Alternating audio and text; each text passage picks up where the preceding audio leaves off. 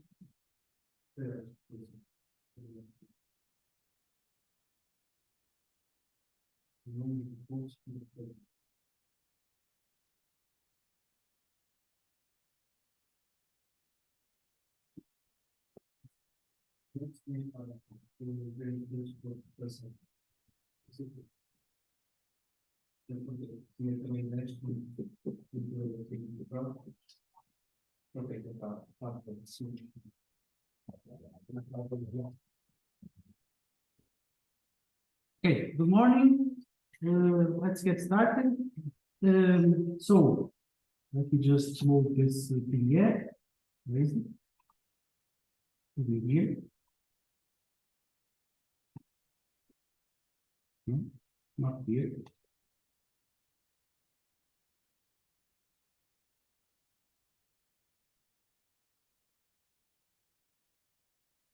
I think I can move it. Did it? There. View.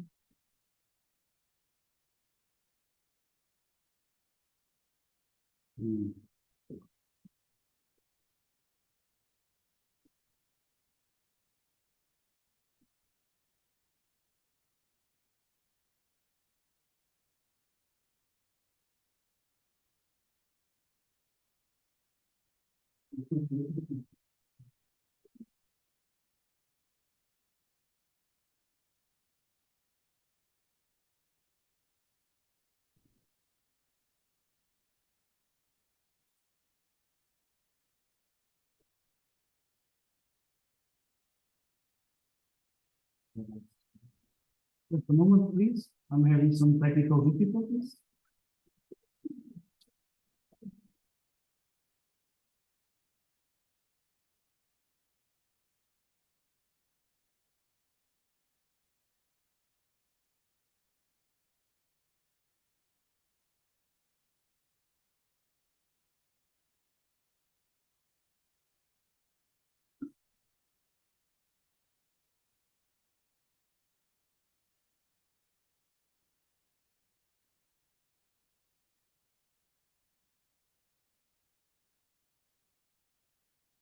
Recording in progress.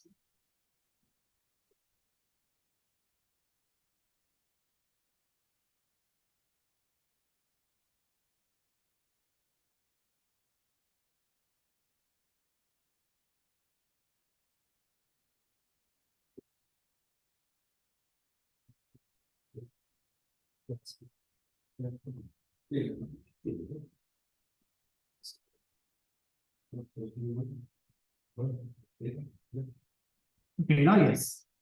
So good morning again. Today we are going to talk about programming PLCs, in particular programming languages for PLC. Last week we were talking about the history of PLCs. Those are the programmable logical controllers that we use for acting as the brain of automated cells, industrial cells. And we talked a little bit about the history, the inputs and outputs in the central processing unit, so the components of the PLC. And then we discussed how it operates, in particular the processing loop, where first you read the inputs. I put this image down here. Where is it? It's somewhere down here. Yeah, so first you read the inputs, then you execute the code that is stored in memory. Finally, that code will activate and deactivate several variables, and some variables will be outputs, connected to outputs, electrical outputs. So the last stage is to activate electrically the outputs that should be activated. So this is the cyclic operation of the PLC, and today we are going to discuss programming languages for PLC. Okay. As I've told you before, the big advantage of PLCs with respect to what they replaced at the time in the 60s was the fact that they were very flexible and they were very easy to reprogram. So if you needed to change something in the cell, you would be able to quickly reprogram it, and that's because you can actually program this PLC. There is an international standard. That's not really important, but there is a standard for the set of languages that can use to program PLCs. And there are two main categories, graphical languages and literal languages. Graphical languages being those where you use symbols, graphical symbols and connecting, and literal languages are those in which you write some text, some code. The PLC started with graphical languages, and they were very similar to the electrical symbols and the schematics that electricians use to do the logic based on relays. And then we also have literal languages nowadays where you type in some text and some keywords. So in terms of graphical language, we can talk about GraphTech, SFC, or contact diagram. So the ladder, that's what we are using already in our PLC, is the ladder language, which is the most basic one, invented in the 60s and still used nowadays. Then in terms of, for example, text-based language, we have structured text, instruction list, and I think now I forgot the one that is now possible to use in these images. I think it's structured text. I'm not sure, but I think it's STLs. Right? STLs. Okay, so it's some other text-based language. And in terms of graphical languages, we have the function block diagram, ladder diagram, and sequential flow chart. Okay, this sequential flow chart is very similar to the graph set that we studied already last week, but they are a way to program the system using graph sets, or similar to that. We don't implement this in terms of language, but to use the graph set in terms of how to conceptualize the problem, and then we pass it directly to ladder diagram.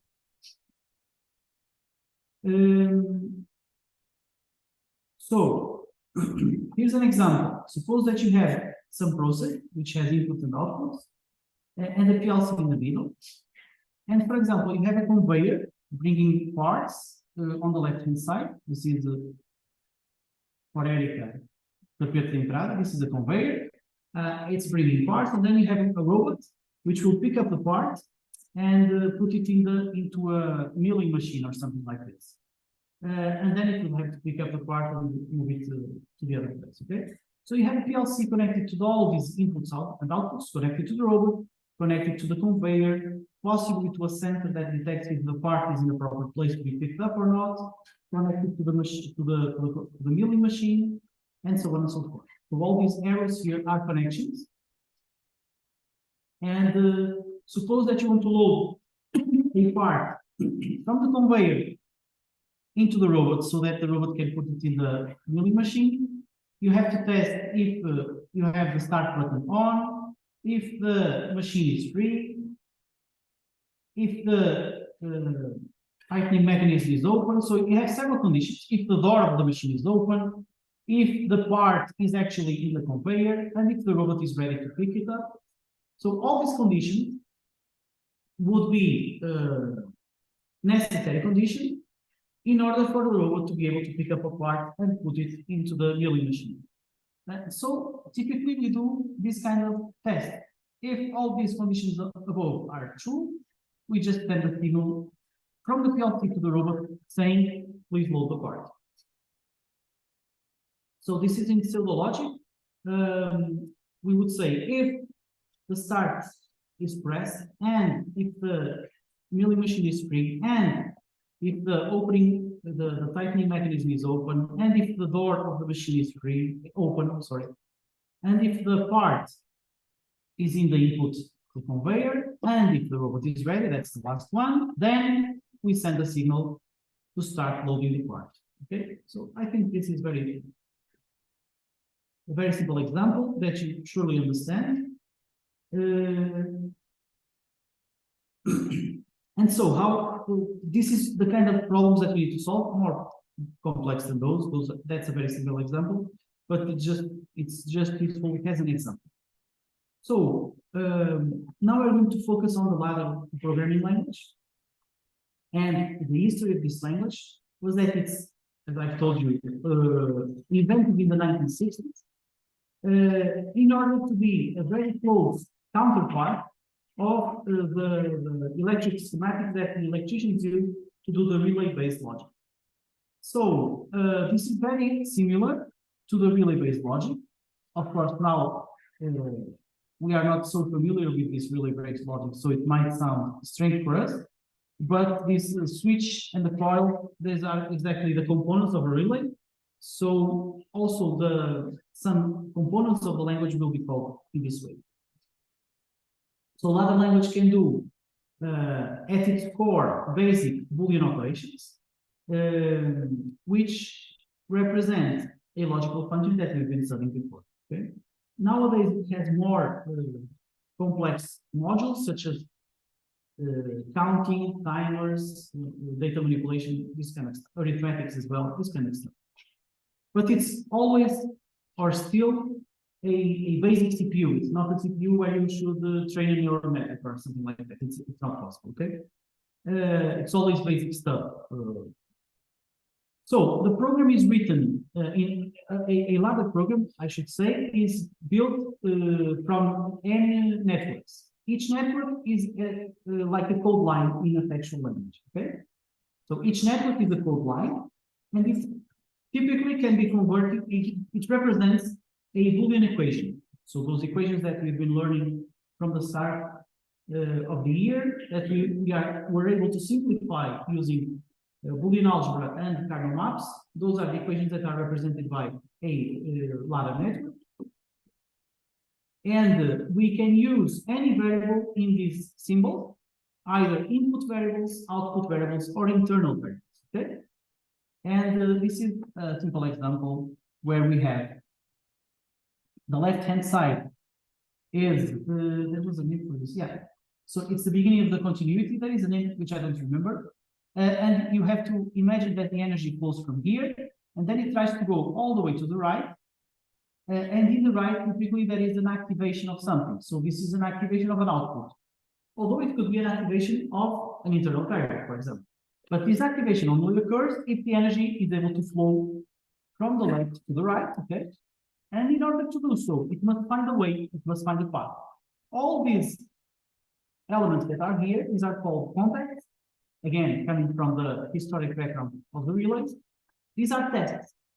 They just say if a variable is true or not true, then the energy can flow from the left to the right. We will see better examples next. So the outputs are here, these kind of examples, and they are also called coils again because of the relays. And the contacts are the basic symbols. So these two that you can see here are the basic symbols for the ladder language. And with those, you can build just about any Boolean equation that you want. Well, you need a little bit more stuff that we will learn.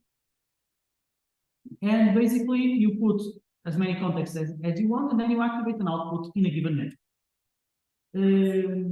So programming is basically to build your own networks, which should create some kind of logic that you want to implement.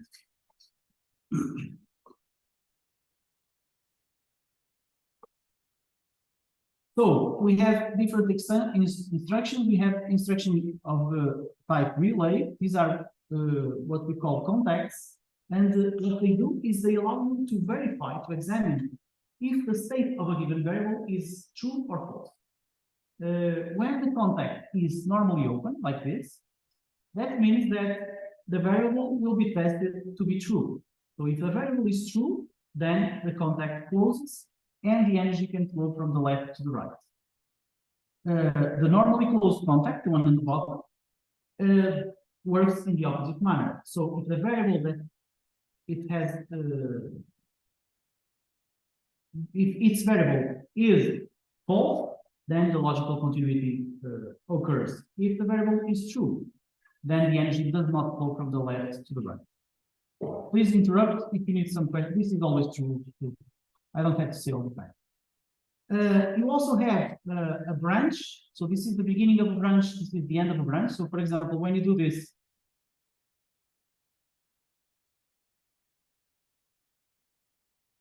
for example, what you are doing here is the beginning of a branch, and what you are doing there would be the closing. Oops, wrong color. Again, wrong color.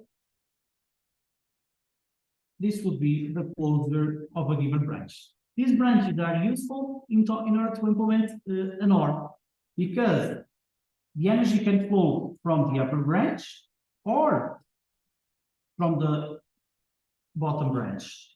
And in any case, if the energy reaches the output, that means the right-hand side, the output will be activated. So this is an OR because the energy can either go on the top branch or on the bottom. It's just used to implement ORs. No, this part I've said it already. No, I didn't. So the outputs can also be normally open, in which case, if the energy reaches the output, it will turn on the variable, the corresponding variable, or it can be normally closed, as it says here. That's the symbol with a slash. In this case, when the output is activated, the variable will be turned off, and if the output is not activated, the variable will be turned on. I seldom use this normally closed outputs. So we do have some comparison or some connection between logical expression, logical circuits, and the ladder type. Okay, so as we did have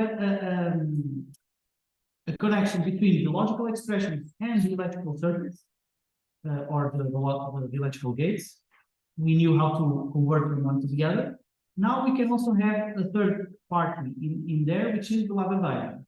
So we can also convert from a logical expression to a ladder diagram and vice versa.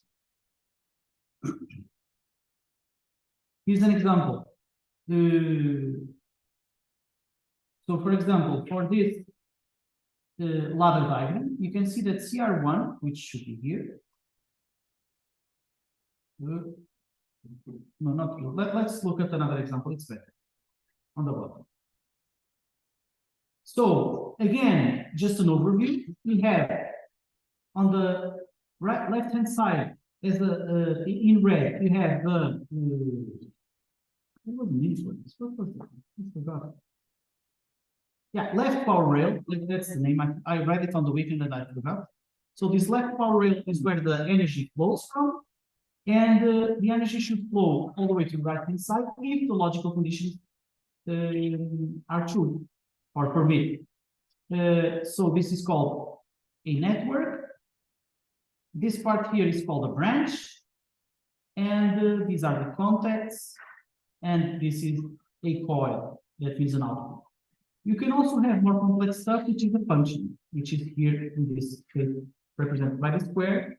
Functions will have more than one input or outputs. They are just more complicated stuff, which sometimes do not have direct translation to Boolean algebra function. An example are timers or counters, something like this, okay, or a replay. So you have to be aware that when you are doing a program, your program will flow from the left-hand side to the right-hand side. So testing each network, trying to connect the energy from the left to the right, and then networks, it starts processing networks from top to bottom. So the order of execution is from left to right, top to bottom. That's why, if, like before, you said, if A is true, turn on B. And then if you say, if A is not true, turn on B. This second network here would override the first because it's on the bottom, okay? So it's as if this one is not written there because immediately after executing the one on top, the second will override the first.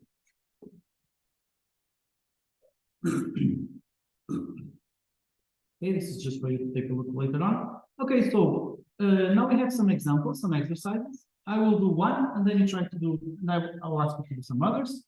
For example, a very simple one would be, let's call it A. So A would be a network where we want to activate C. So typically, it's a matter of choice, of taste, but I prefer to go from the in reverse manner. So I start by my output C, and then I know that there is an OR. So if there is an OR, there will be two branches. Oops, sorry. Okay. And the first branch will have an A.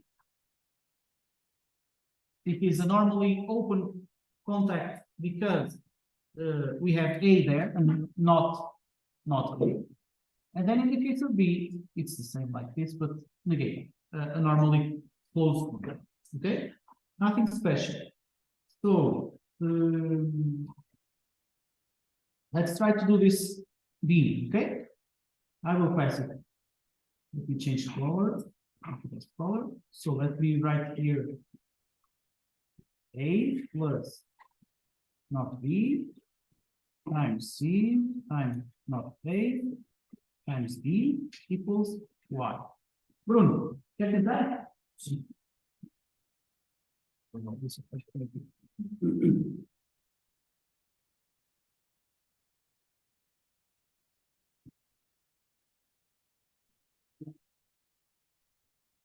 You can speak while you are thinking, it will help us a bit. You start with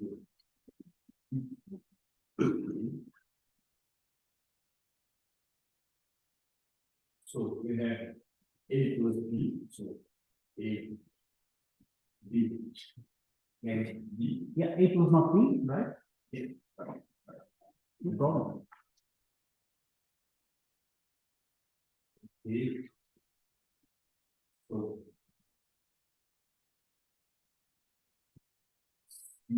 here. A.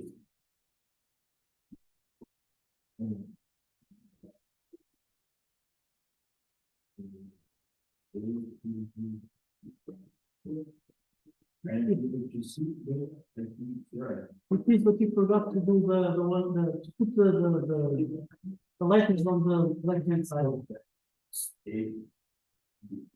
Okay, makes sense to everyone? Yeah, nothing special. It's very hard to see. Yeah, I really like this. It's a okay, don't worry. You stay on your phone at all, you will not go so bad. I don't have more space, let me just try this one. Okay, this is the hard one. Let's try this one.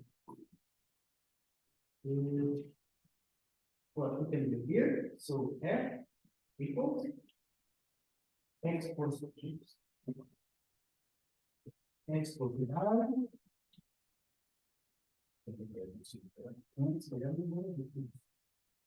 X plus X not Y. Seria construído mais não X. Plus W not X Z plus X Y Z. Okay, so who volunteers? Any volunteers?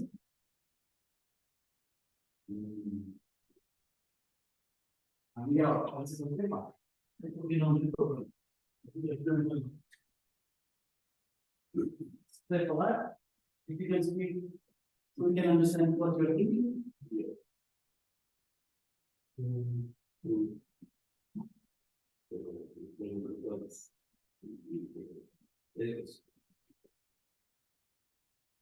But you start from the left hand side, that you make that's okay. Yeah, it's not a problem. It was just a matter of days like this.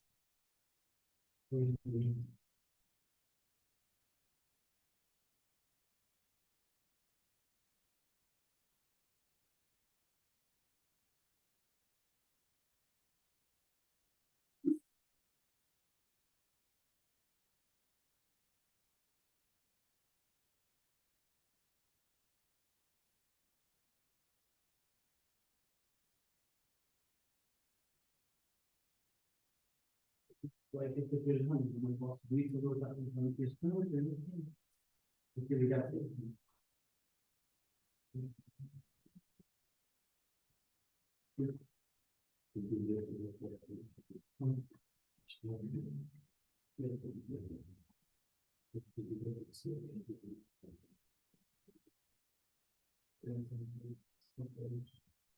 So just think like, let me try it on. So basically this part is connected to three branches. One yellow that is X, and another red that is this one, and let's call another green, which is this one. So let's put the yellow one. Yellow will be X. And let's put the other one, the red one. The red one will be. Okay, can you continue? Don't forget the green.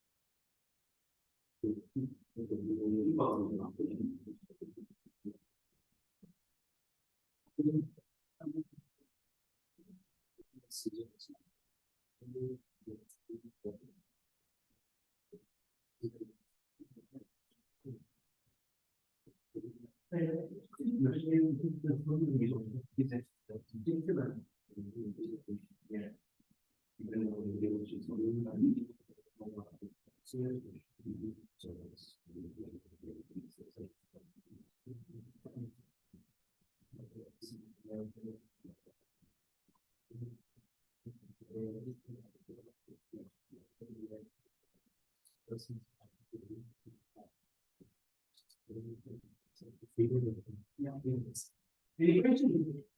You got it, yeah. Do you have some questions? Just because I have a question. Miguel did this part, the time when you go on top of the V, for example. So we did this, and then this.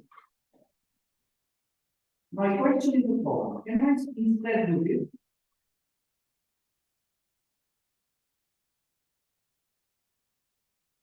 Yes. And it's the same. It's just a matter of being more less complicated. But it has to be some there, okay? This should be a big one. Okay. So, thank you, Miguel. Now let's try to move to the other part. If you think the other way around, okay, anyhow. Yeah, I think you have enough space here. Yeah, and so for B, the type of B, trying to go from the line diagram to a Boolean expression.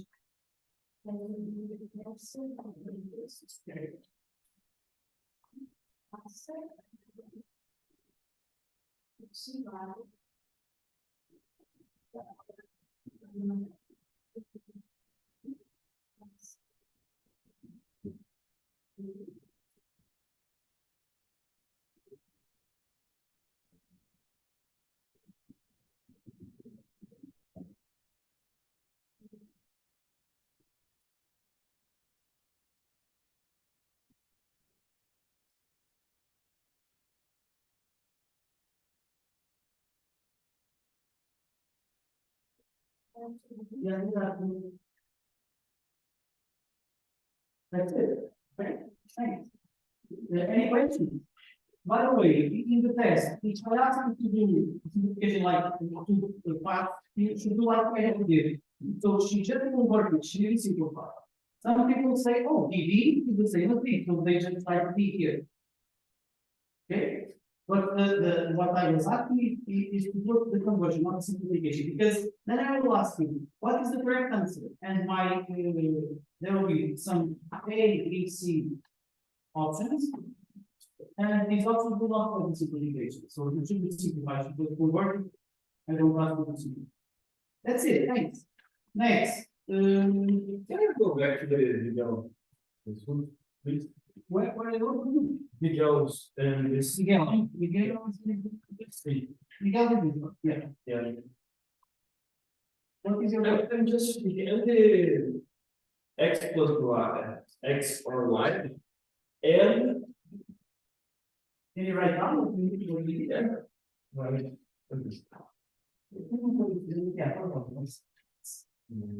What are you talking about? These. Yeah.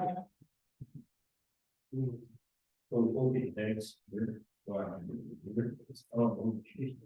If y is times everything. Makes sense? Yes. Okay. No problem.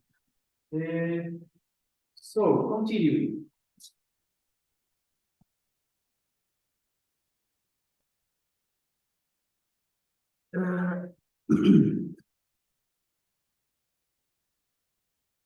So this is the same again for you to see at home, nothing special. So this is an example. Suppose that we have a motor and we want to have a button, but this button will be something like this. So it's a typical start button, start cycle button. It goes off. So it's like this. And you pass it along. So once you press it closes. So this is a normally open button. That means it's normally open. That means normally there is no connection. But if you press the button, it will be closed. So that means the variable will be true. So this button that I'm showing you here is the start button. Okay. And then you have another button, which is the stop button. Okay. So you have a button to start, let's call it the green button, and you have another button to stop. These two buttons. But these buttons are only activated once you press them. So if you press them and you release, the button will be on when you press and then off when you release. And the idea is that you have a logic that will allow you to turn on a motor and then keep the motor running until we press the stop button. So, for example, consider this option. If I have my start button, let's turn on the motor. And what will happen in the case of this ladder dial? When I press my motor, it starts running. And then I have to keep my finger in there, because if I release my finger, then the start will be off, and because it's off, the motor will be off as well, okay? Then, what we need to do in this case is called feedback. What does it mean to do feedback? Realimentação em português. Feedback means that the output will actually be used to activate itself. So once an output is activated, it will be used to activate itself. That means that so it's the same as I told you. So let's call it this activation branch. So in order to activate, you should connect the start motor. Then we are going to do a maintenance branch or maintaining branch, which will be, I will do it on the bottom, which will be, okay, so once I press my start button, the motor will start running, and then I want to release my finger from the button, and I want the motor to keep on running, so I have to do what is called the feedback. So if the motor is on, the motor will be on. Okay? So that is the feedback, realimentação. And that's a good solution. The problem is, what if I want to shut down the motor? Now I have a stop button in order to stop the motor. So when I use my stop button, in order to stop the motor, I should interrupt the main branch. Okay? So typically I would put here that this operates while I do not have the stop on. Make sense? So the logic now will be, I press my green button, the motor starts moving. Then it continues forever running until I press my stop button. And then I can release my finger from the stop button. And when I release it, the motor will not be on, so the maintaining branch will not be activated, because this contact here will not be active. Okay, makes sense? Now, So we can use outputs as that's what we are doing here. Actually, n is not an output. I mean, we don't know if n is an output. It can be an output, a Q00, or it can be an internal variable. But you can use variables that are in the coils, so in the outputs, also in the contacts, that is in the leaves. So the only thing so what do you think is the difference between the ladder diagram that I've written myself and the one that is on the left? So the difference, of course, is this stop being here instead of being where I put it. Why do you think do you think there is any difference in terms of logic? Miguel said no, this Miguel says yes. Which difference? If most probably the stop will be on the left-hand side. That's it. So the difference is the following. Now I have an edge case, so something that shouldn't happen, but it may happen, which is, what if some funny guy goes there and presses the two buttons at once, simultaneously? In my example on the right-hand side, the motor will start running. So we want to play on the safe side. So if someone is pressing both buttons, both the button to start and the button to stop, I think that to play it on the safe side is to say, okay, if you press both, the stop button will prevail, will have more importance. That's why what we would need to do in order to do this is to say, oh, the activation branch will only occur not only if you have the start button on, but also if you have the stop button off. So that's a better condition for the activation, to have the start on and the stop off, right? And if you have this circuit that I have here, you can now see that the stop is on both branches, so you can pull it out, as you can see it there, okay? Do you have any questions here? You understand the logic, how we got to the final ladder is because we want all these things, okay? Okay, so now we have different examples. So what we are doing here is we have a ladder diagram in which when we turn on a variable, the variable will be turned on as long as it's sustained by the logical continuity in the network. That means something like this. If I do this, A, activate, so better, X activates Y. So let's say Y is this pen. So I raise my pen because X is activated. Okay? So if X is better. I think it's better in some other way. Wait, just a moment.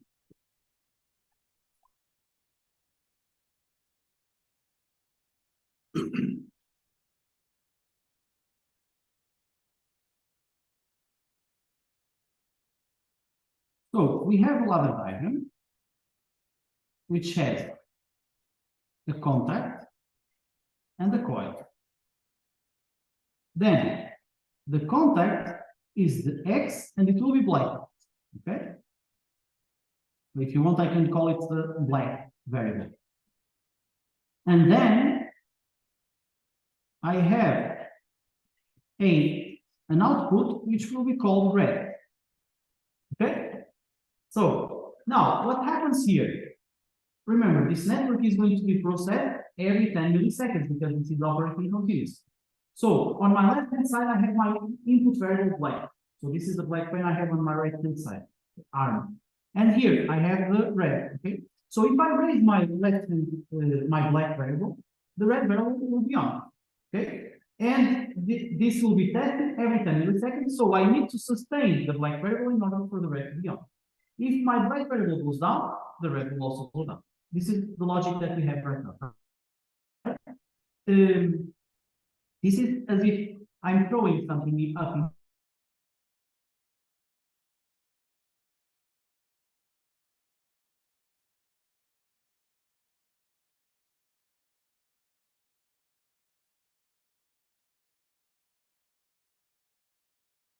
This I can do a set.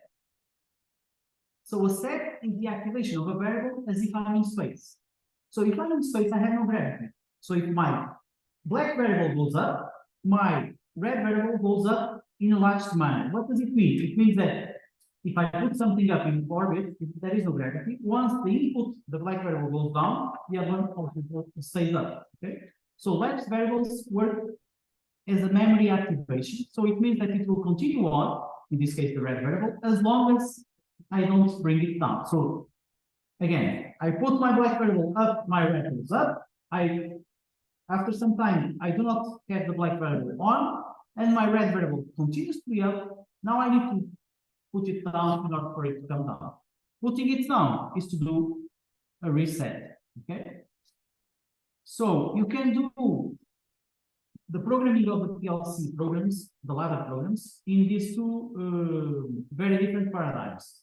With feedback, as I've told you before, so we have feedback in that example of the motor, or with this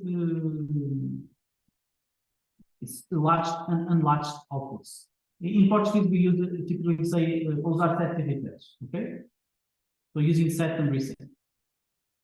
I always prefer to use feedbacks because I think it's more pure in terms of language than set and reset. I think set and reset are a bit more complicated to do when you start doing complex stuff. But I'm not a professional of this, so I think many people use set and reset in the industry.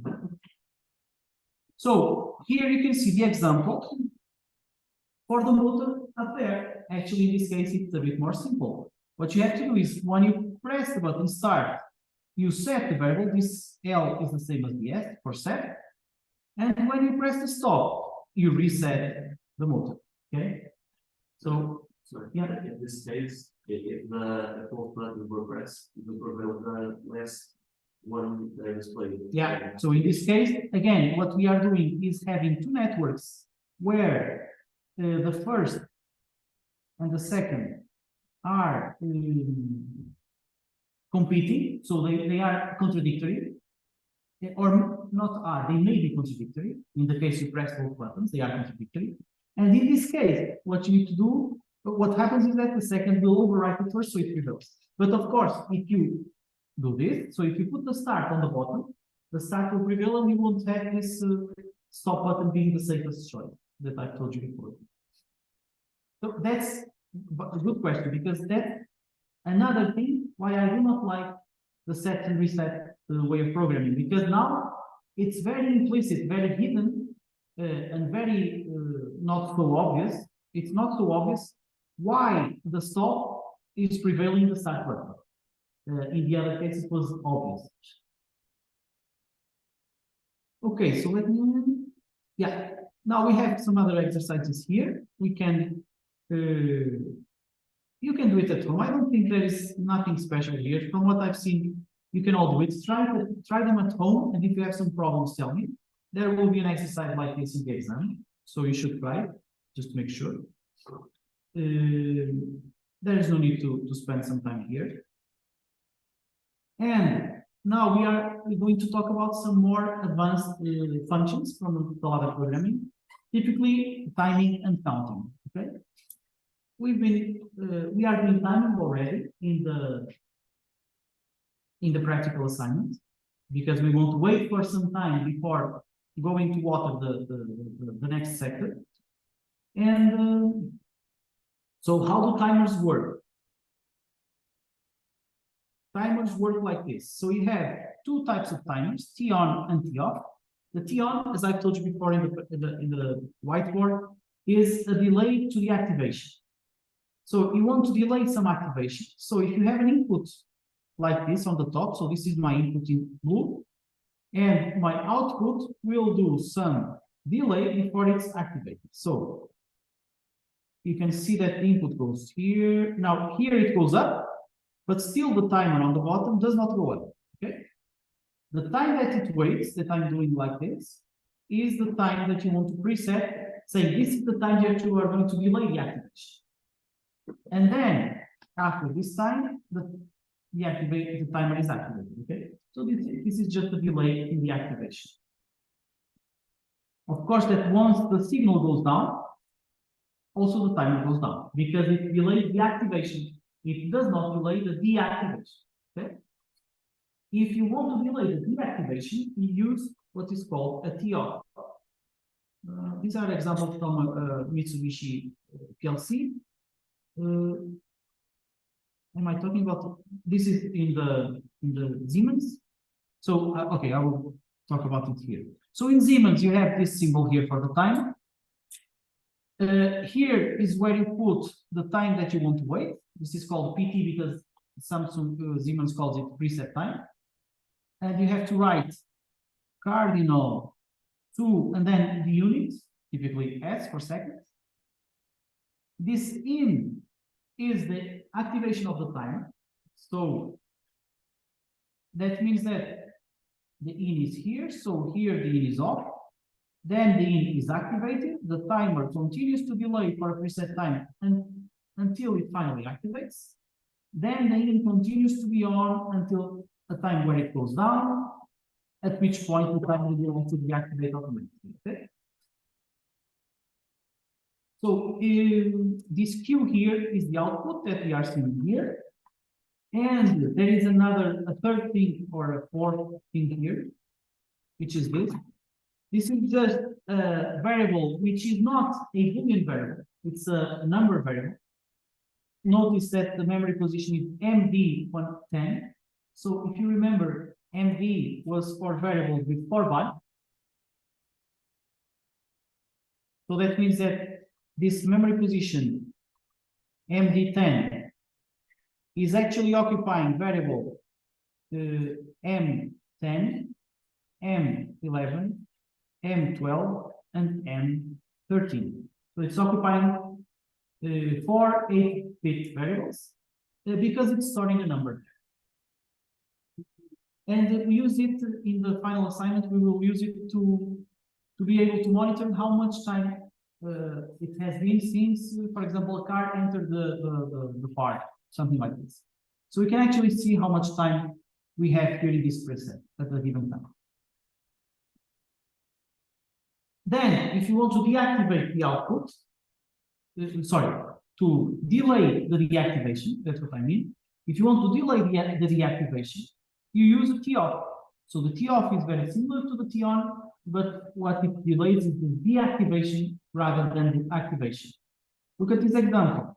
So you have a variable in which is up, so the timer is up as well. At some point, the variable goes down, and what will happen?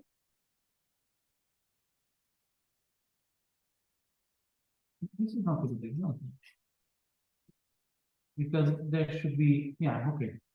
There is a problem here. So you have to ignore this part. So this part is not correct.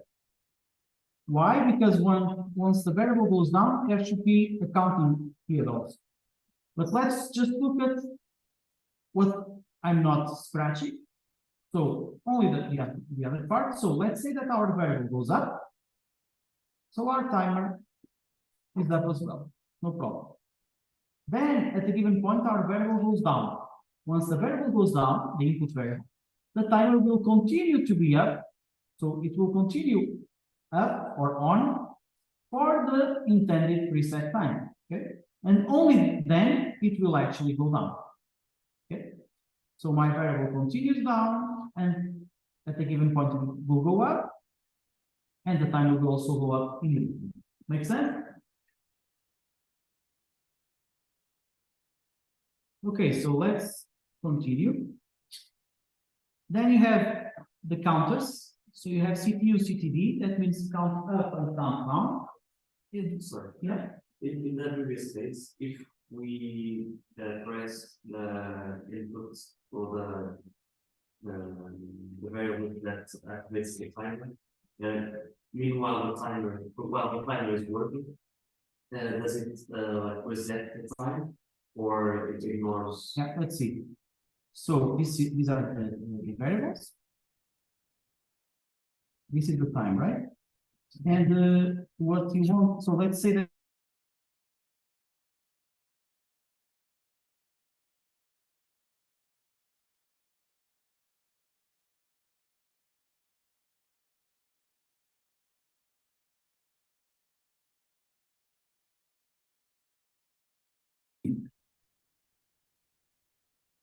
and timer T-off is red. So if in green I have something like this,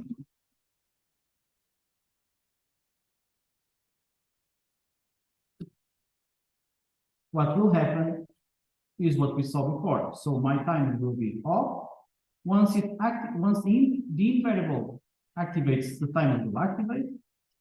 And once the in variable deactivates, the timer will continue for a given preset time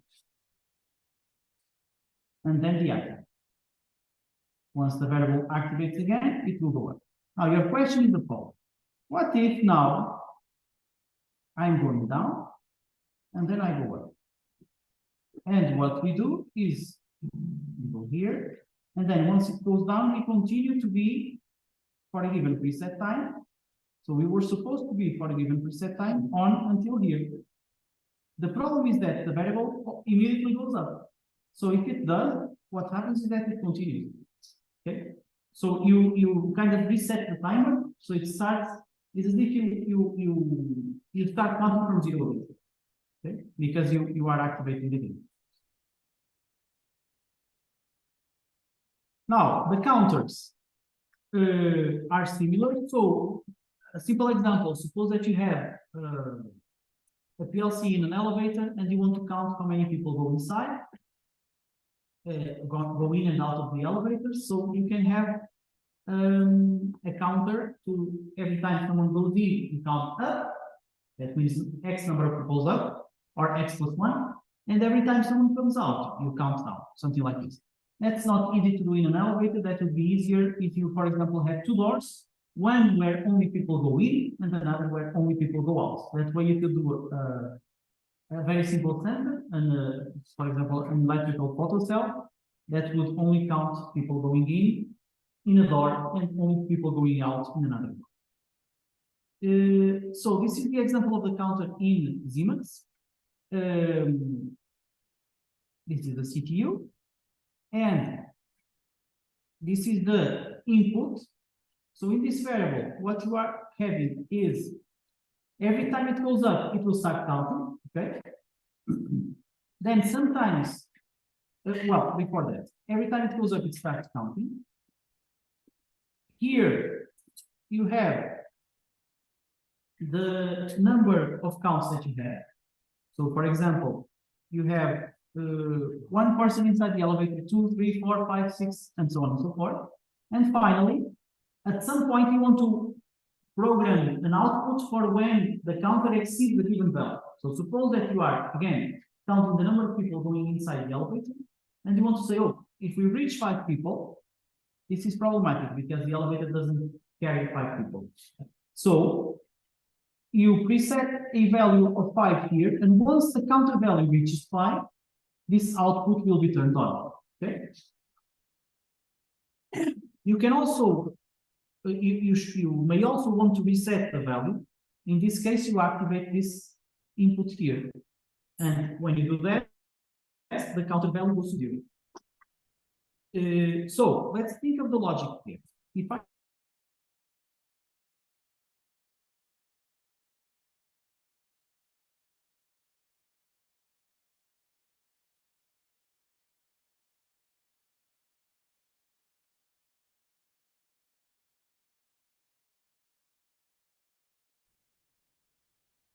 my input will be like this, sorry, like this, off, and all of a sudden it will go up.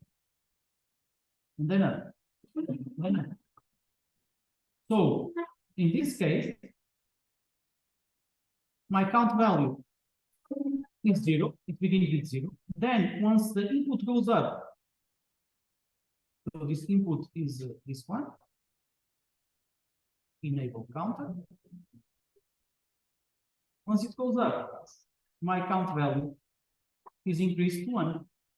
Then it's increased to 2. Then it's increased to 3.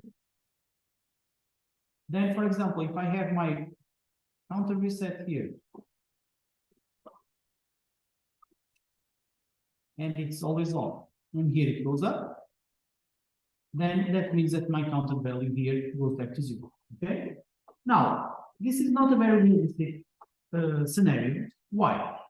Suppose that this is actually from a photocell that is measuring if there is an obstacle there. Do you know what a photocell means? It's not a photoelectric. I don't. Do you know what it means, Eric? This kind of sensor that you see in the elevators. That, yeah, you know? You don't? There is some sensors.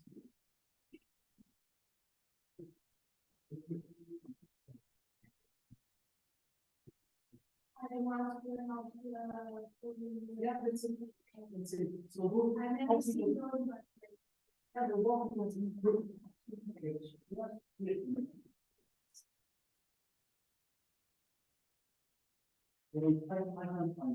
yeah, the two things that you can see in the elevator. So when you go out of the glass, you go to the elevator, and then you look, because if you put, when the door is closing, if you go inside, the door will open again. And those are sensors that will measure whether something is in the, whether some obstacle is in the path of a beam, a light beam. And what I'm saying is that this example is not very realistic. Why? Because what actually happens if we have one of these sensors is something like this. So Erica doesn't walk at the speed of light. So actually what Erica will do when she goes inside the elevator is to go, and as she's passing through the sensor, it will not be instantaneous. So the sensor will be activated for a given time. Not, this is when she goes in again, and this time she went in, but she took a long time. Okay? So she can go in at different speeds, and when she's going through the light path, she will remain in front of the light path for a given time, which is not instantaneous. And since we are processing this every 10 milliseconds, what we would have in the case of this program here is that every time I'm going to test this network, which is every 10 milliseconds, I'm going to enable my counter. So actually, that would mean that the counter here is 1. Then in the next 10 milliseconds, it's 2. then it's 3, then it's 4, then it's 5. Then Erika went through. She took 50 milliseconds. Then here she starts again and it goes back to 6, 7, 8, 9, 10, and so on and so forth. What I mean is that you have to be careful when you are using counters, because if you use a variable that you are not sure is instantaneous, there is hardly any variable that is instantaneous if it comes from an output measurement. You have to be careful because it will make the counter count many times in a given state of on. What you have to do is to use what is called a pulse. Okay, a pulse is a way to have a variable like this that is off and goes on, then it is off and goes on. The variable is a way to make sure that these kind of variables, when they go from 0 to 1, they will be 1 only for a given or for a single PLC cycle, which is called a pulse. Then when it goes down, it stays down, and then here it goes on only for a given PLC cycle, and so on and so forth. Okay, so rather than using the variable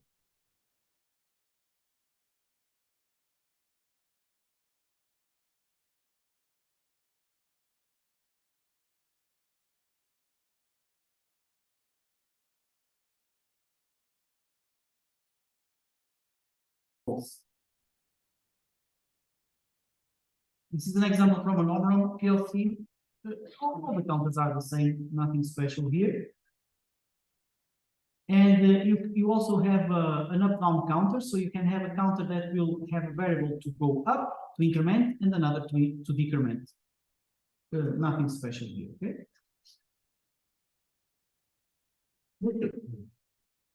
So then you have more complex functions like data transfer and data manipulation function. We are not going to use a lot of those. I mean, you can do some arithmetic, so A plus B or A times B, and you can do some computations. Typically in the PLCs, we don't have floating point variables, so we only have integers. We don't often have floating variables, real numbers. And the ones that we are going to use, well, not really, but we can use this data comparison. So we can see if A is bigger than 3, we do something like that. So we can do comparison to see if two variables are equal or one less than the other, so on and so forth. And arithmetic instructions I've told you before.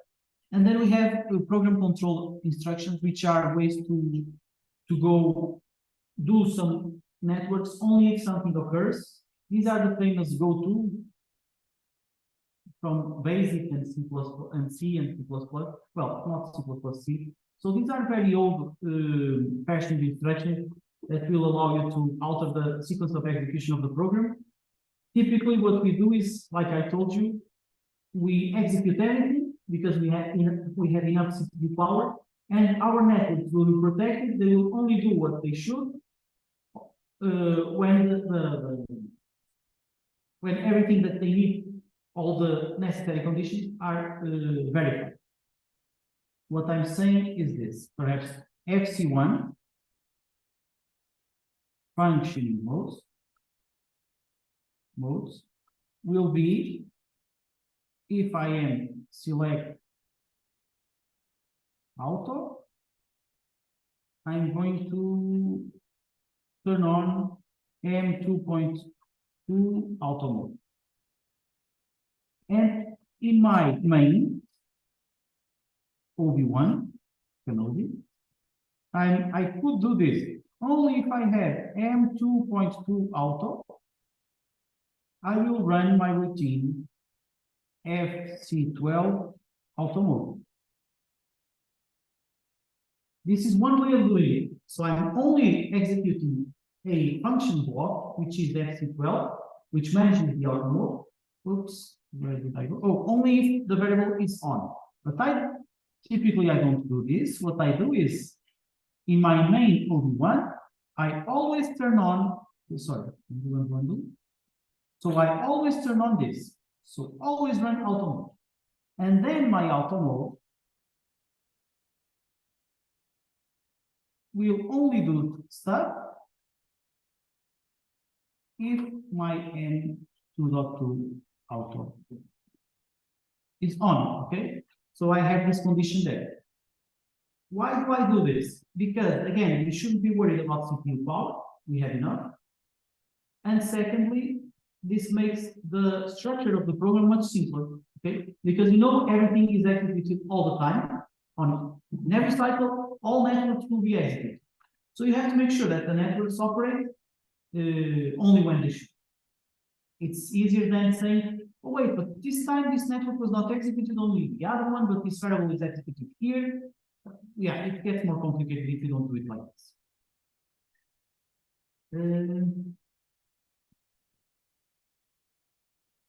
Okay, so that's it. Okay, so let's spend 10 minutes to do this example here.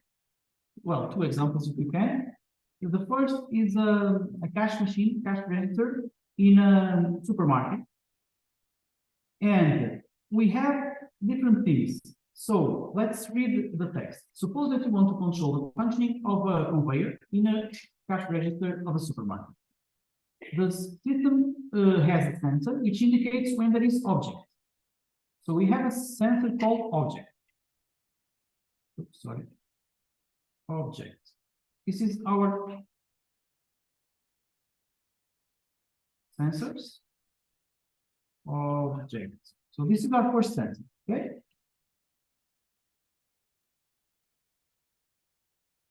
So the system should activate a motor. That's an output.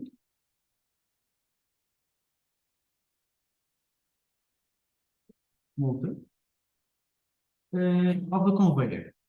There should also be an input which allows the operator to manually advance the conveyor. So we have another input which is manual. Okay. And this is another input, and then motor is the output. That's it. Now make the necessary changes.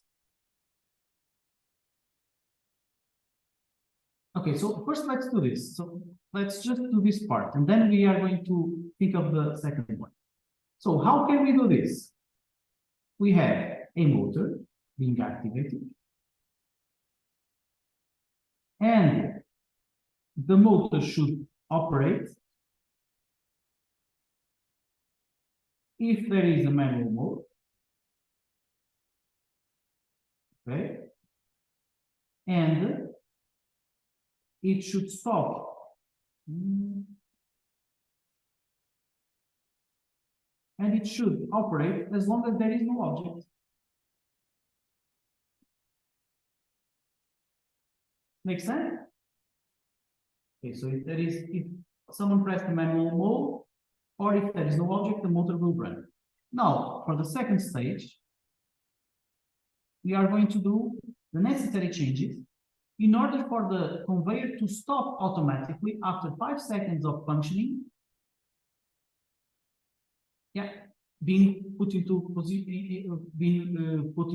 running mode again by man. So this branch here, let's call it the automatic branch, should only operate for 5 seconds. If after 5 seconds there still is no object, the motor should not continue to operate. So if we want the motor to operate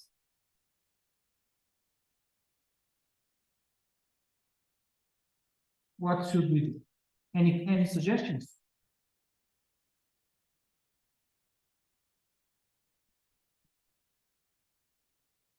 I'm thinking also. I always have to think a little bit every year for this example. This condition of the file is only when it's running in auto, not in. Yeah. So it should be somewhere in this branch on the bottom, I would say.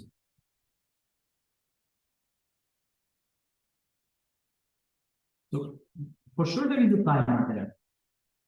We should decide whether it is a key off or a key on. So it's typically, in order to decide this, I need to think, what is the initial event? So what is the event that you want to trigger the starting to count 5 seconds?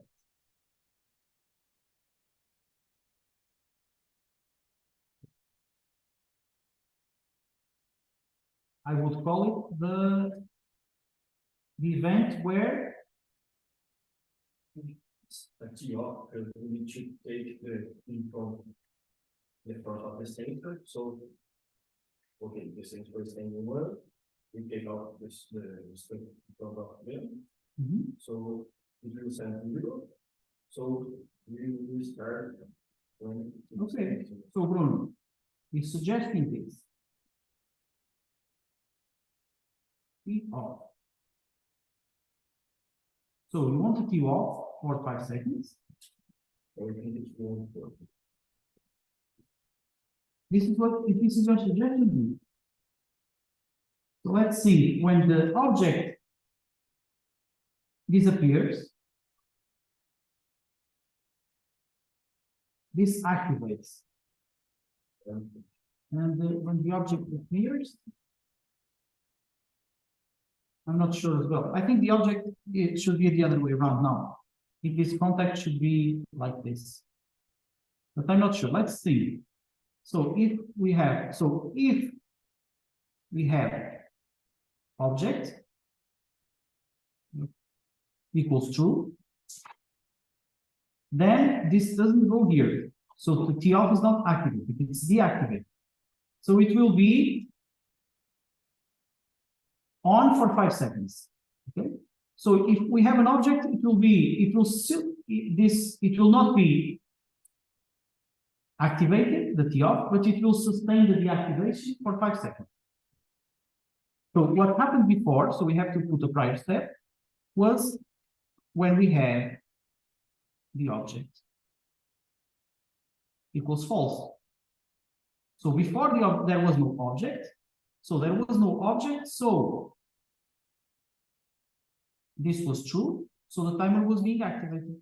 I think, again, I think that you remember the variable I asked, the question. I asked the question, what is the event that triggers the counter of 5 seconds? And then you said, PR, let's see PR. But you didn't think of the event. So that's why we are having trouble here.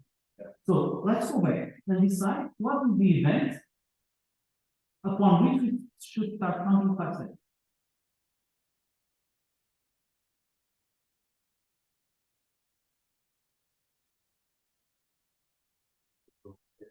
I think it's the loss of an object. Yeah, stopping to detect an object. So if this is the variable object, over time, if this is my variable object, object was red, so I'm going to put it red. It was on, and then it is off. And this is my event that we want to count 5 seconds from, okay? So I think that now we can decide that what we should be doing is having this object like this.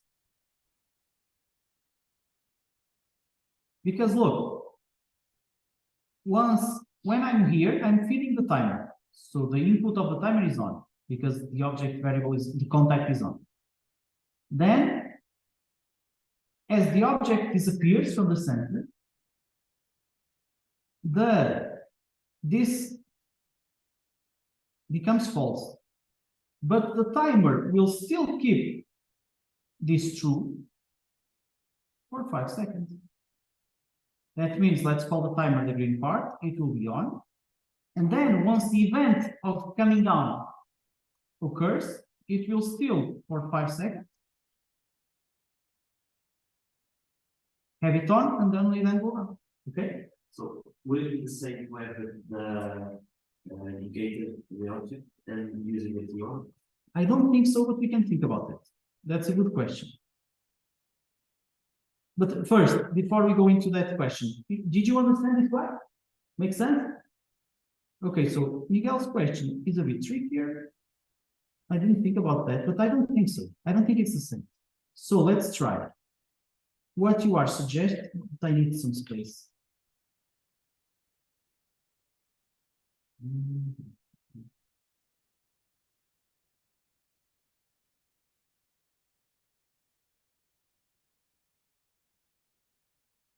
Hum, 23. 10, 23.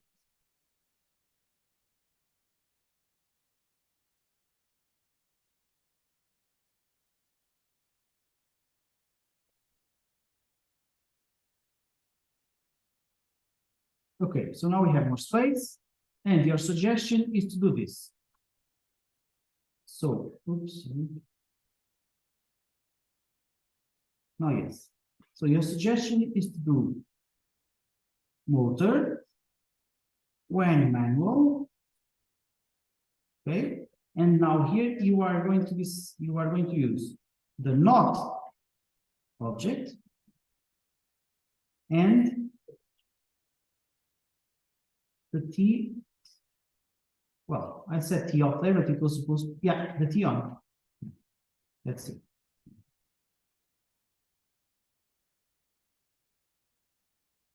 Okay, so let's again do this timeline. That's what helps me to think. So the object will be red. So let's say that our object, this is on, this is off. Let's say that our object is on, then goes down, then goes up again. Okay. And what will be the behavior of our T on? So the T on will be on, then it will go down. Then once we have an activation, it will delay the activation for a given preset time. This is picking up. So in the end, we will have, once the object disappears, well, no, wait, here. So when you have, so this is not object. So that means it's true once the object disappears. Yeah. So this, there was an object. There was an object. So this is false. There was an object. So that one is false, right? Because the contact is normally closed. Then, after some time, object removed. So this contact is true. Okay. So this event here is actually this part here. So this is the event remove object, right? So when you remove the object, you only start the motor after some time. So you are not doing the same. What you are doing is, once the object is removed, the conveyor will not move until after some time.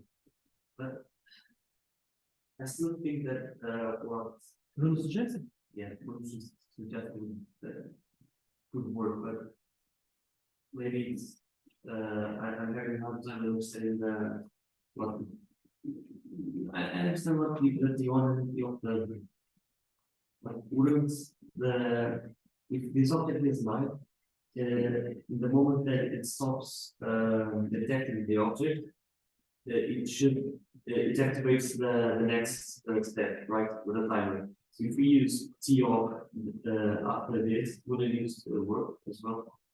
That's what we did, no? Well, Yeah, you said in the moment that, like you said, in the moment that it stops seeing the object, that's this event here, right? That's stopping to see the object. Okay. I get it. You got it? It's not the same. It's not the same thing. Yeah. Okay, so any questions here? Can we continue? Let's continue. Only just one more and then we go for lunch. So again, this is an example of a liquid container, which must keep the liquid at a temperature of around 70 degrees. And for that, there are two sensors. One sensor called level. So I'm going to put, my inputs are green. I did it the other way around, but I prefer like this. Inputs green, outputs red. So the level is the needle is called level. So that's the level of liquid in the tank. Then the temperature is another temperature sensor that will indicate if the temperature is equal or superior to 70 degrees. Then we have several outputs. The in liquid allows us to put liquid into the tank. The out liquid allows us to take liquid from the tank. And the in vapor is a variable that is an output as well that will heat up the liquid. So this launches hot steam, vapor into the tank, and it will heat up the liquid. Okay. So we have to do two controls in a sense. This is more similar to controller, and we have to do two controls. One where we want to keep enough liquid in the tank. That's, let's say, the volume amount of liquid controller. And the second controller is a temperature controller, is liquid at least at 70 degrees. Okay. So let's first work on the part where we must have enough liquid in the container. So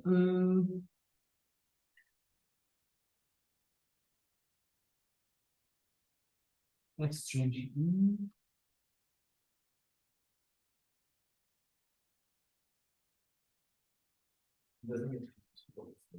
Sorry? It's strange. What do you mean strange? The needle sensor. The needle sensor, why is it strange? If the level changes, what I will give. Now, the level sensor, these are Boolean sensors. So, okay. Suppose that you have a water tank here with some water. And you are going to put I'm going to call it level to help Erich, okay? So level sensor, needle. How does it work? It doesn't measure how much water there is there. It only measures if at the height where it was placed, there is water or not. So in this case, it's on. Then if the water goes down, it's still on. Then if the water goes below the level, it goes to off. Yes. So that's how it works. So in this case, what I suggest that we could do in order to keep the water, the tank always with enough water, is we are going to activate the in liquid. The level goes below the center, we cut the process. Okay. We will cut, no, it's Okay. We can start the process. like this, that's what you mean? So if we don't have water at the sensors level, we start putting liquid. That's it, no? Yeah. Okay. So this is our water volume controller. Now we are going to do the temperature controller. So, by the way, there is still something else. There is still some other network in order to do the water volume controller.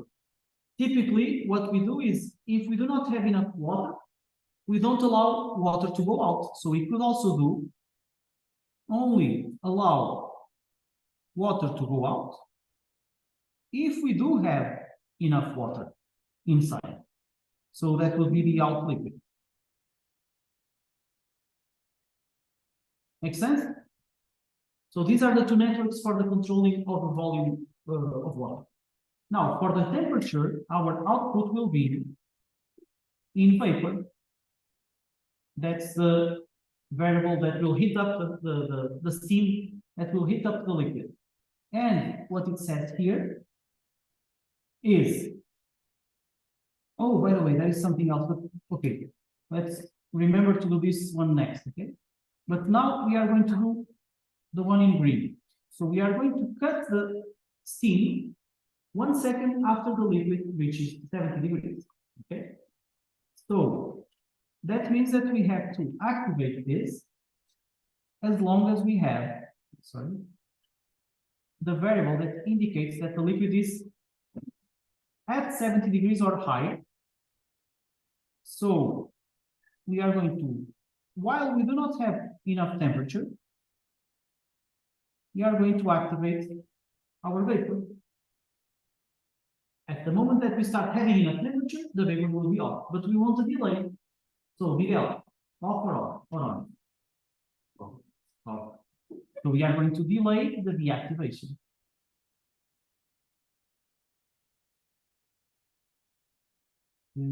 Reset time, 1 second.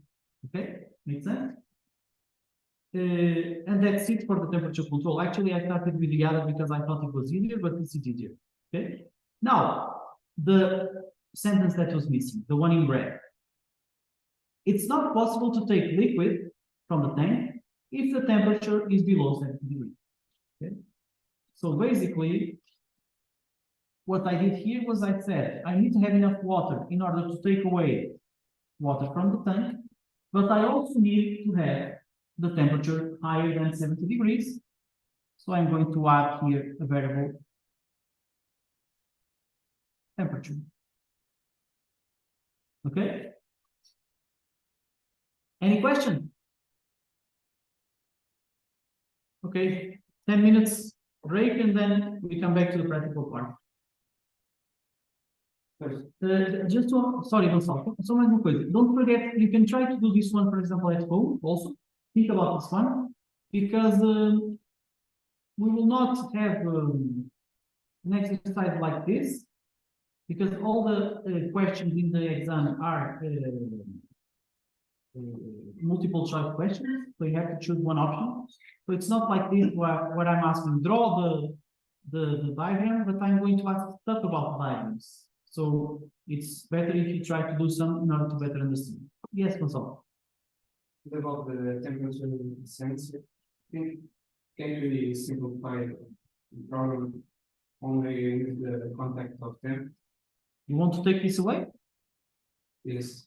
Okay. Actually, I was saying that we could only take liquid away if we have enough water and if we have temperature, but what it says in the red sentence is that you can take liquid as long as the temperature is above 70 degrees. So yeah, you can take that one. Okay, okay, see you in 10 minutes.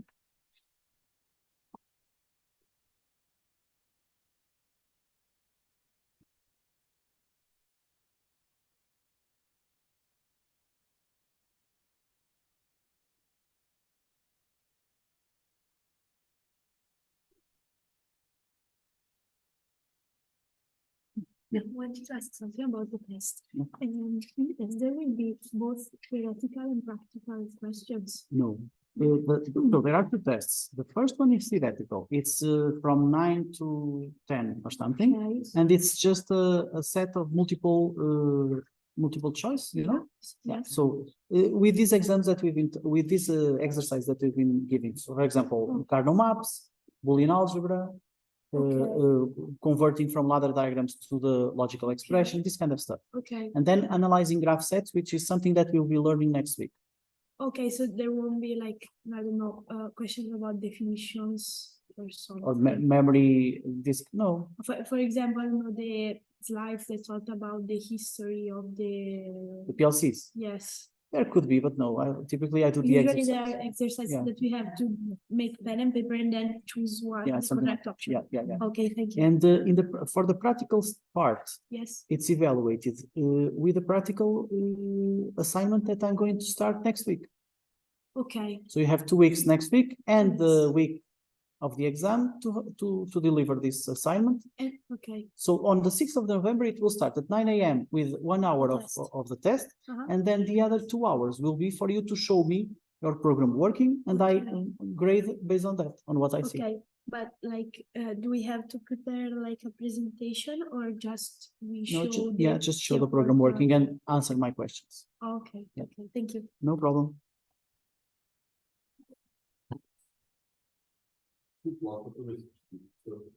Nós vamos ter então que apresentar o trabalho prático nas 2 horas e seguir ao. Sim. Sim, vamos ter o trabalho já semana.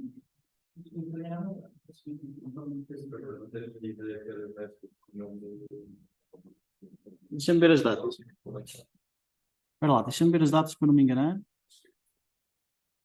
Pois é, 2 a 15, não é? 6 de novembro.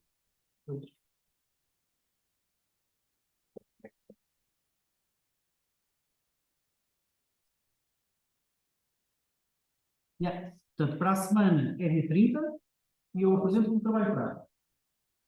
Depois, vocês devem fazer o trabalho durante essa semana. Portanto, têm uma hora e pouco de aula prática para fazer o trabalho.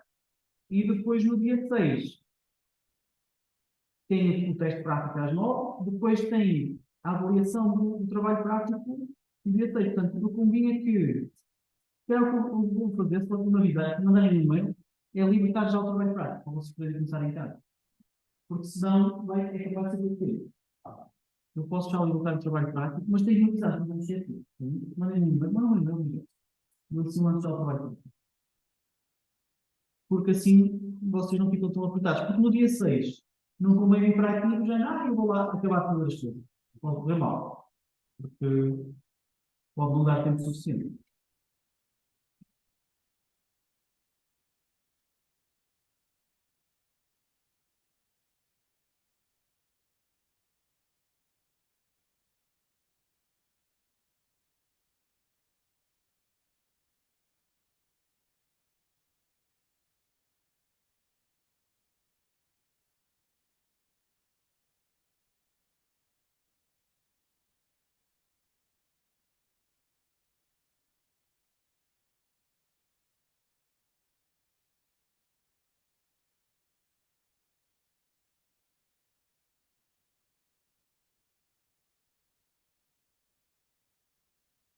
Então, nós assim, agora vamos trabalhar na aula da prática também.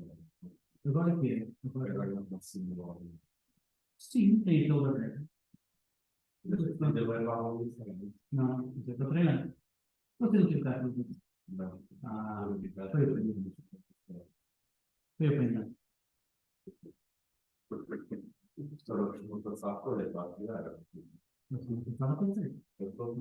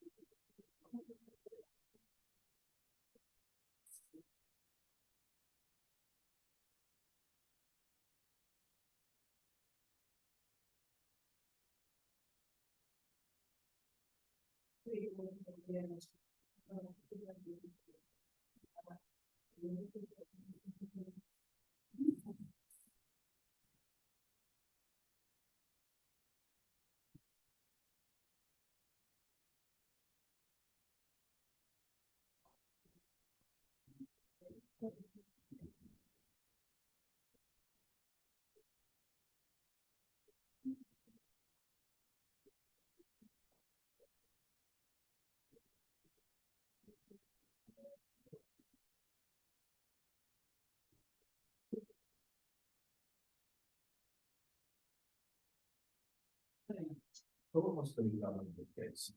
Mas em qual lugar? Está no. Pois, é assim. Isto está tudo em. A ser mudado, porque as coisas dos mais depois mudaram a lógica que assim para acontecer, para mudar de tempo, mas quer dizer, só as pessoas que têm uma conta do vídeo, e não no ensino, não está vendo. Boa, não faz sentido. Ele viu uma mensagem que estava.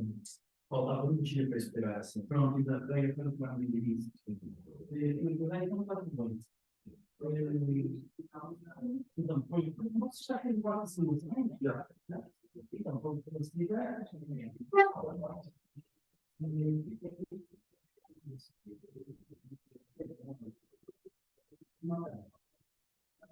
Primeira coisa, que não dá quem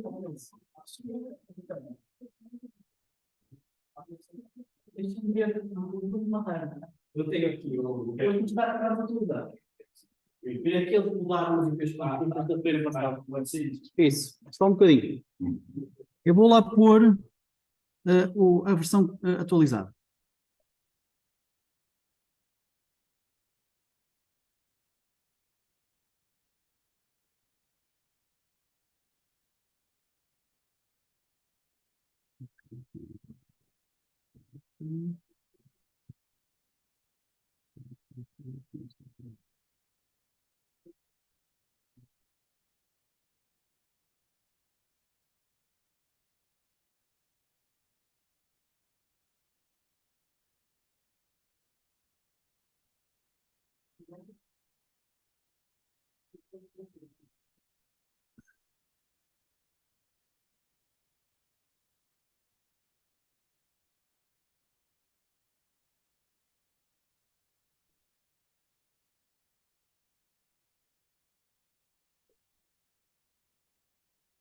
Bruno, se você for ao e-learning, na parte teórica tem uma parte que é introdução ao hardware e software.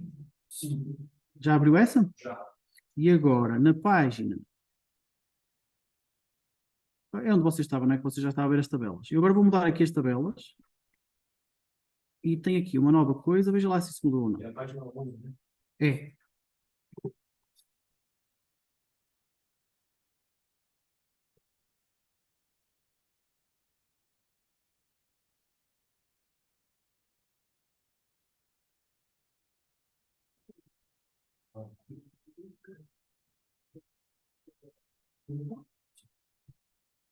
Então, você vai fazer 1, 2, 3, 4, 5, 6, 7. Você tem ao conquista. Eu estava nisso. A gente estava ouvindo, né? Logo depois que eu estava no isso, não estava ouvindo, mas isso.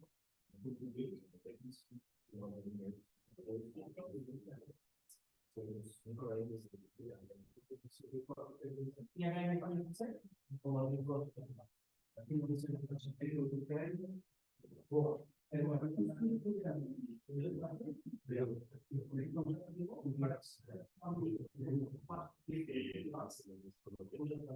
Não é tudo isso que está acontecendo no mundo. Sai do banco, quer você. Isso é para isso, isso.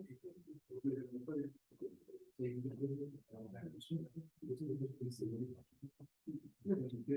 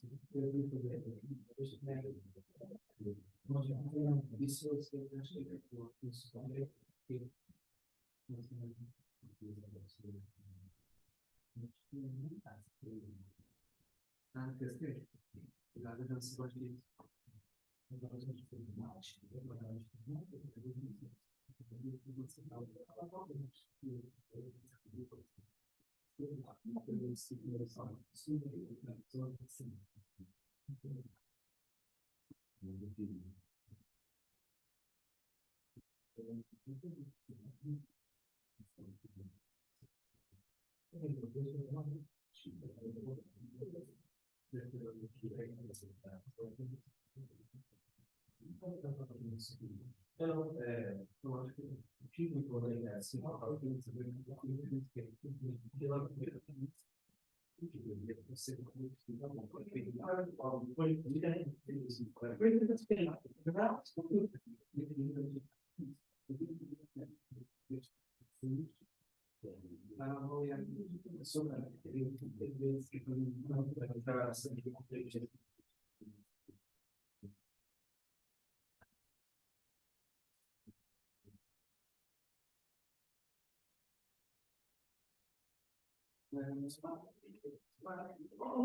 coisa, só deixa-me usar aí a explicar, mais uma vez mudaram de preços pelos. Por isso, eu atualizei a lista, aquele PDF, aquele PowerPoint que está no e-learning, que diz introdução ao software ANA, ok? Tem lá a lista, ok? Então vejam lá os preços, alguns são iguais, outros mudaram, outros tentei fazer ping e depois pegar para lá, ok? Já entendeu? Agora é amigo. Alguém me por aqui uma França?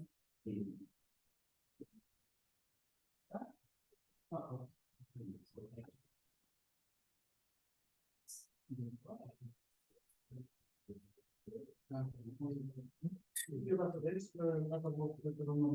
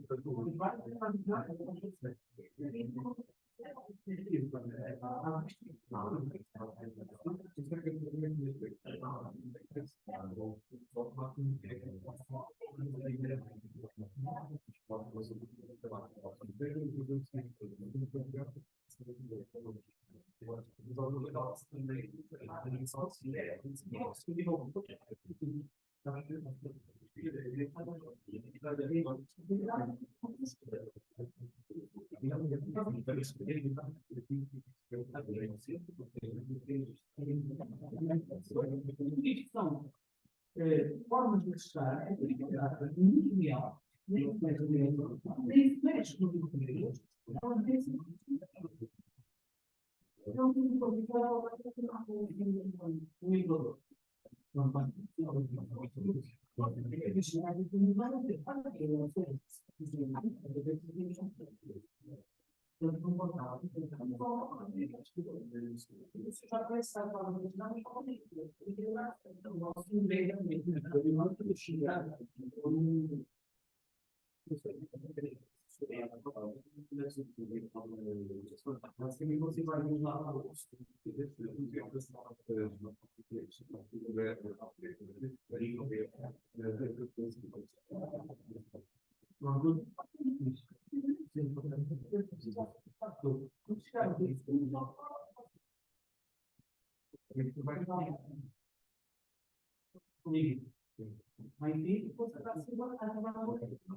agora não chama aqui, não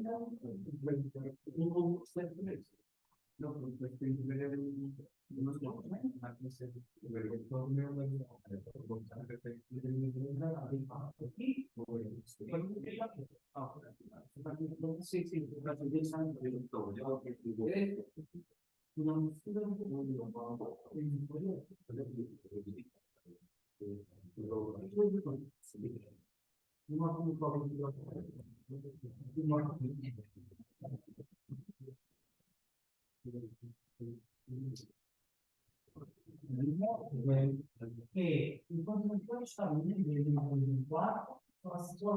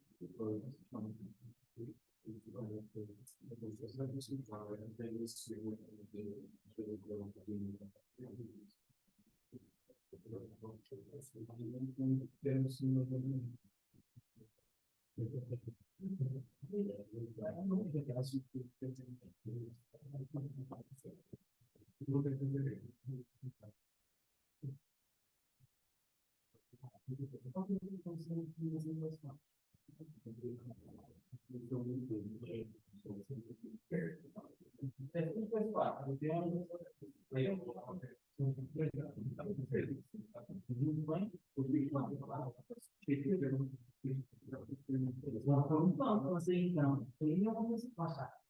Isso depois também está.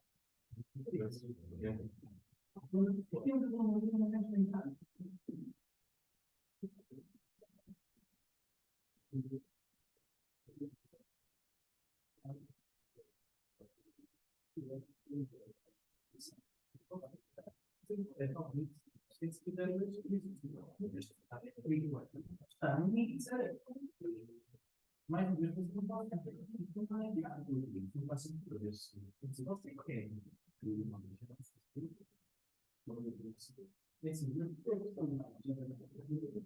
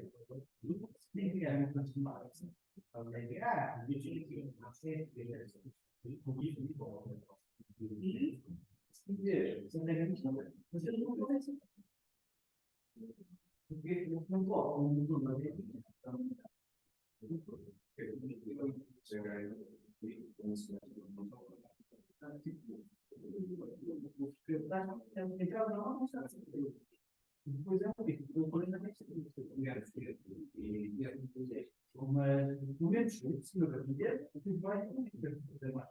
Eu disse, não, por este nível de investimento, também lá no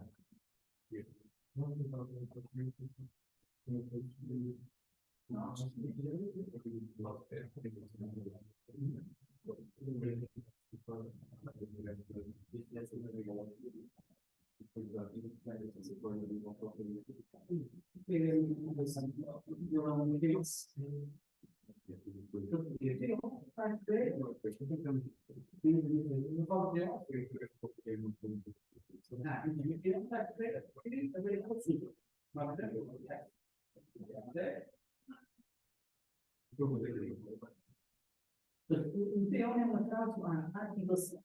Então, se definir a você tinha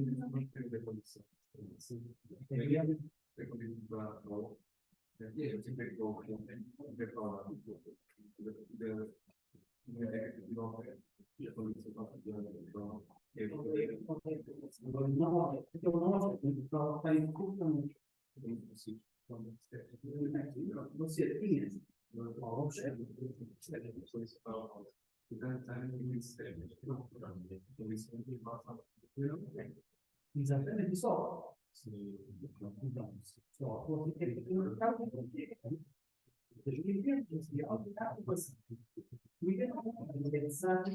quando vai dizer quando só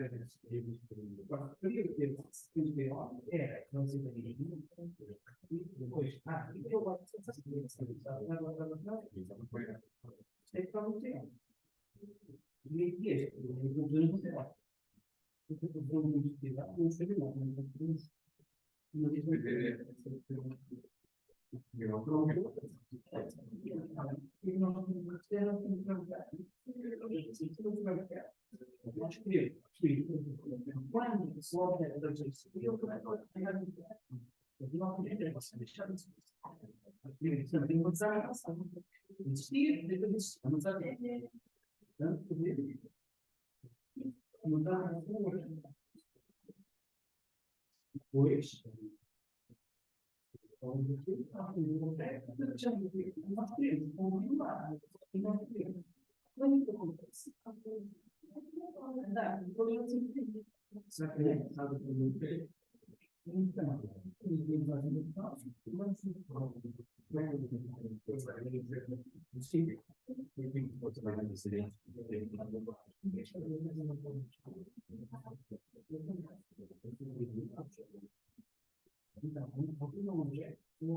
quando você tem uma objeto, está aqui.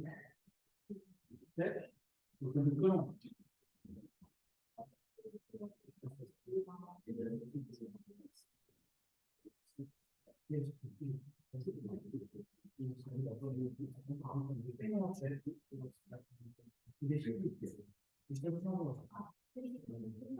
mas eu quero que você não tenha um chefe. Eu não tenho um chefe.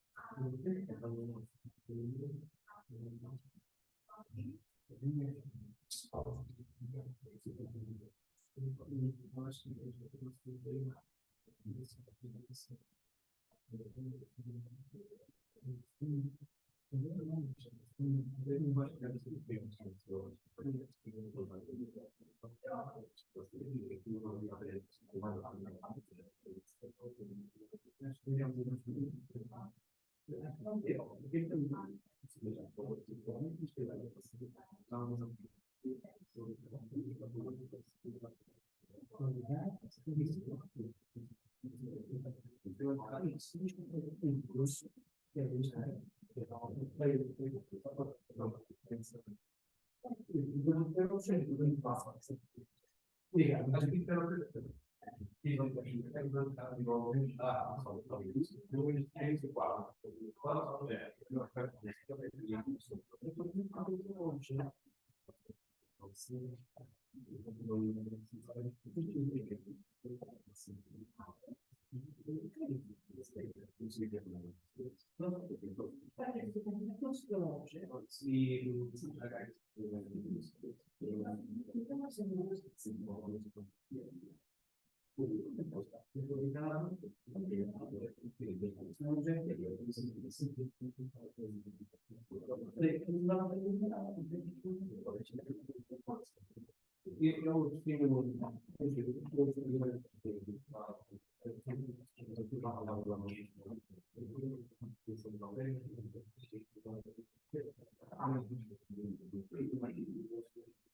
Epá, só um aviso em inglês, sir. Good morning. Don't forget the VLC IDs may have changed, so please recheck the IP address, which are on the slides called hardware and software in the first slide of the practical plan. Yeah, and you take a look at VLC address. Sorry, but they are always changing the VLC IDs.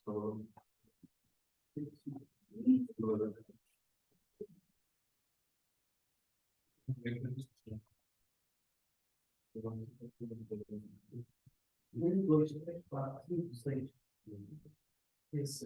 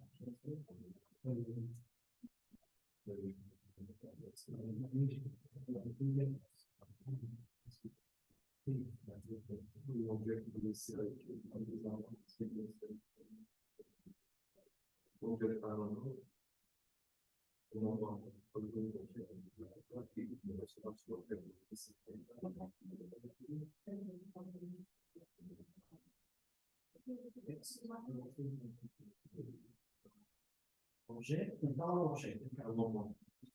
Eu vou. Vamos parar mesmo, não está se criar.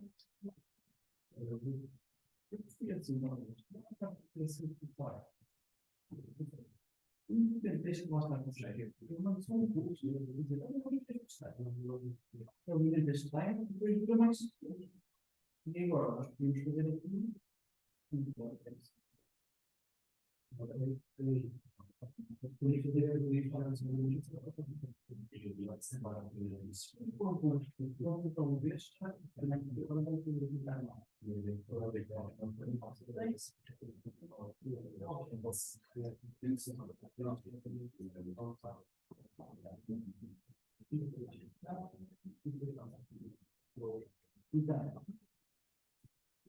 Vamos ter aqui o nosso não é isso.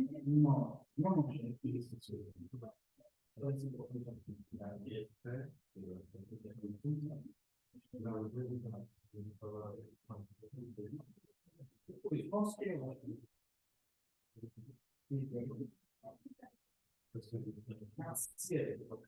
uma casa para a proteção, que eu vou dar aqui.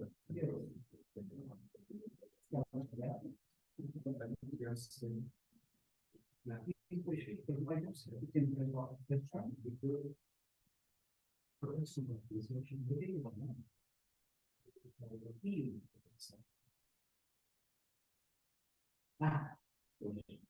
e se tiver feito assim, não vai você está obrigado a uma coisa com tudo, né?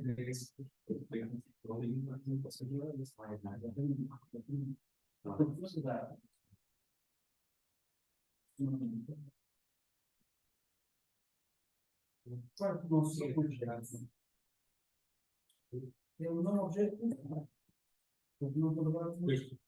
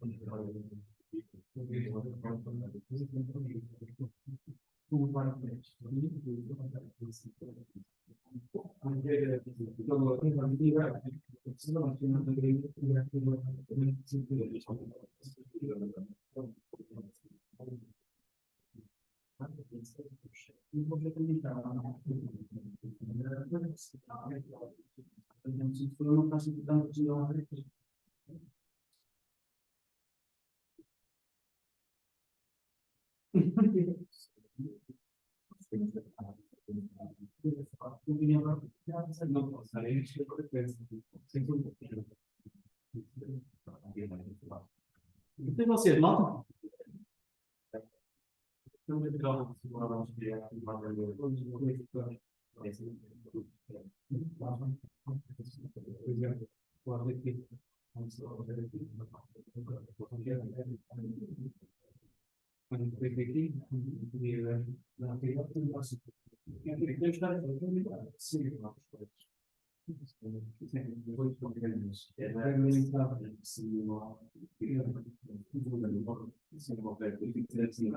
Se vocês quiserem mudar o comércio para aproximar o político,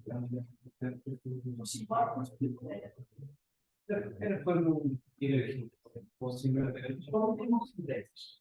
Podem ter, vamos chamar intervenção de parte de manutenção,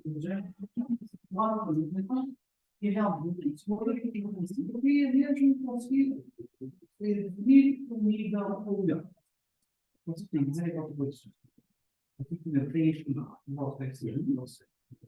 Isso. Eu vou entrar, eu sei por não, se eu estiver ali, e se estiver ali, ó, e aqui é sempre. Esse?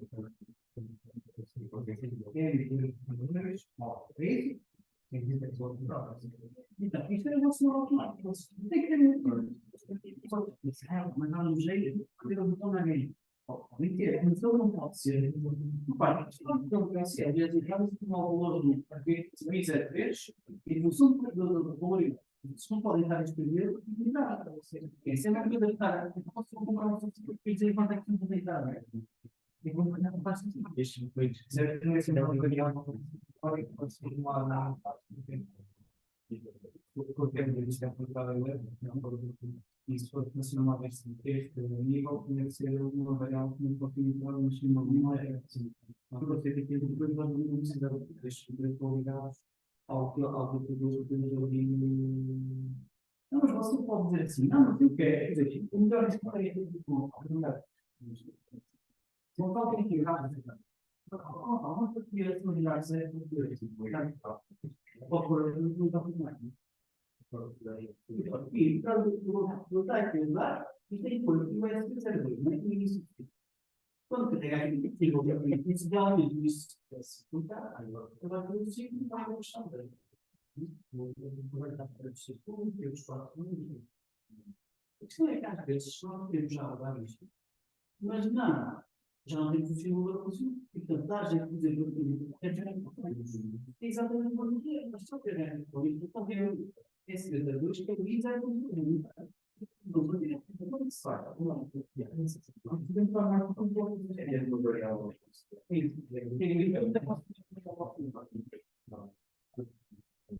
mas eu posso ganhar e chamar.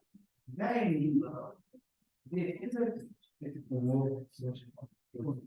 aqui no seu nome.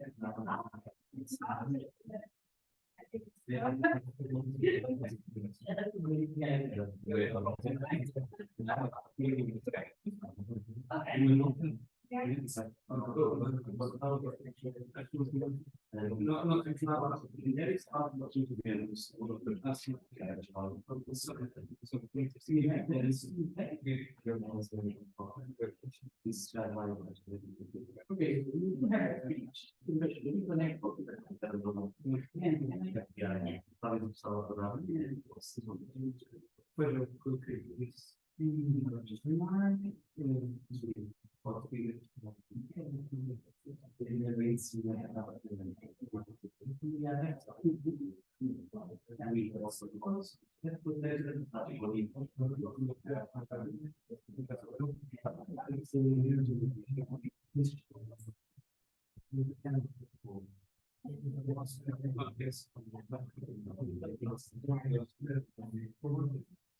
So here is there should be some connection. So typically what I like to be vaccinated. Yes.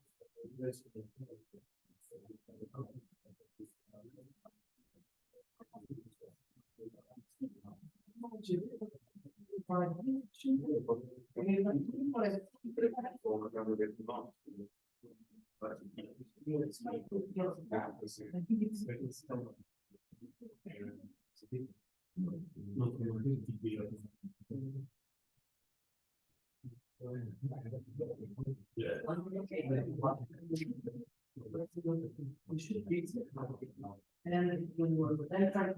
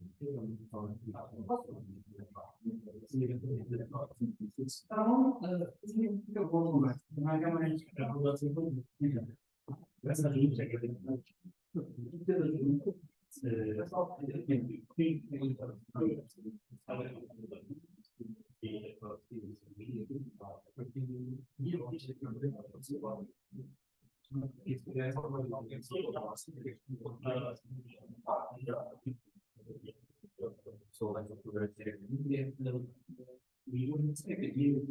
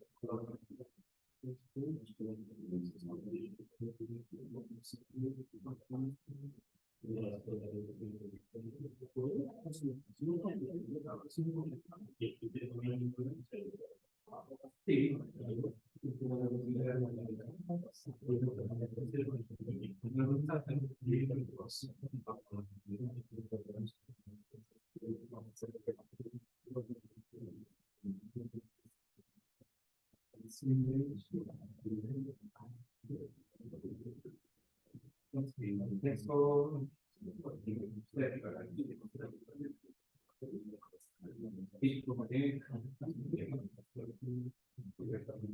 Screen.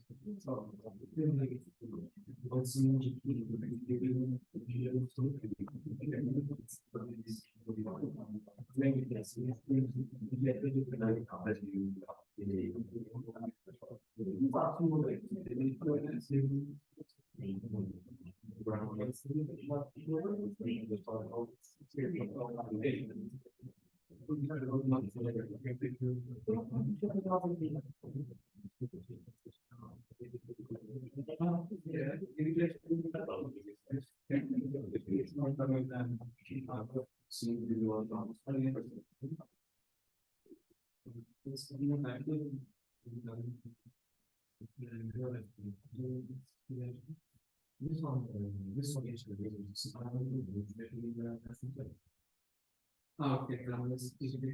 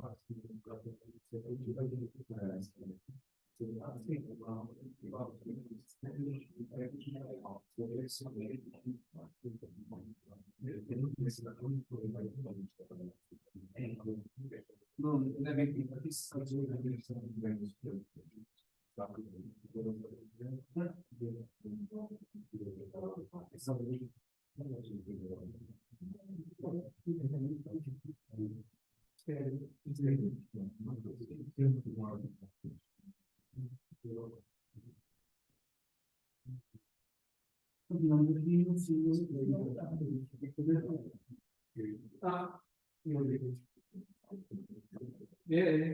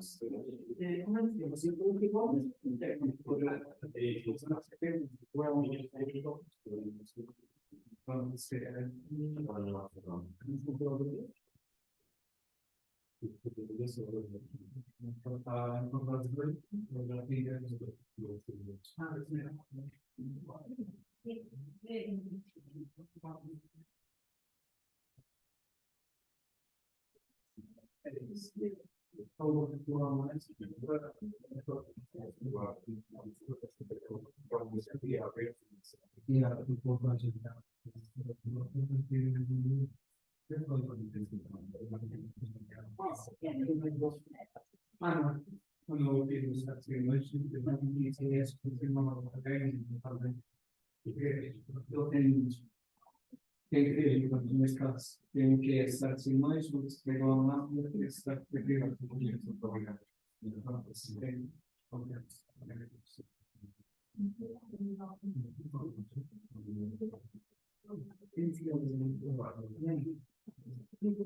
Só se não for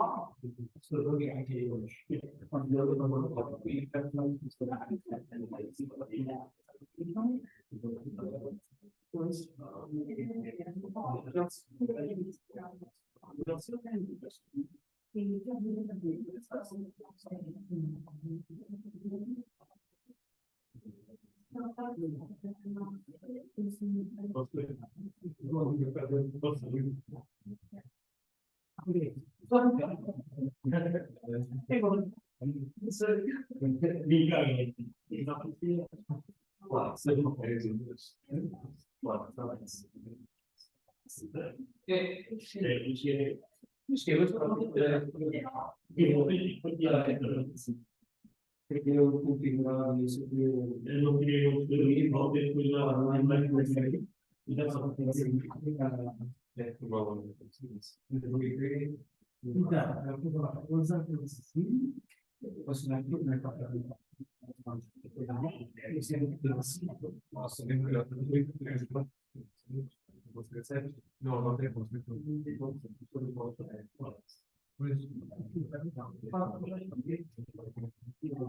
vamos dar uma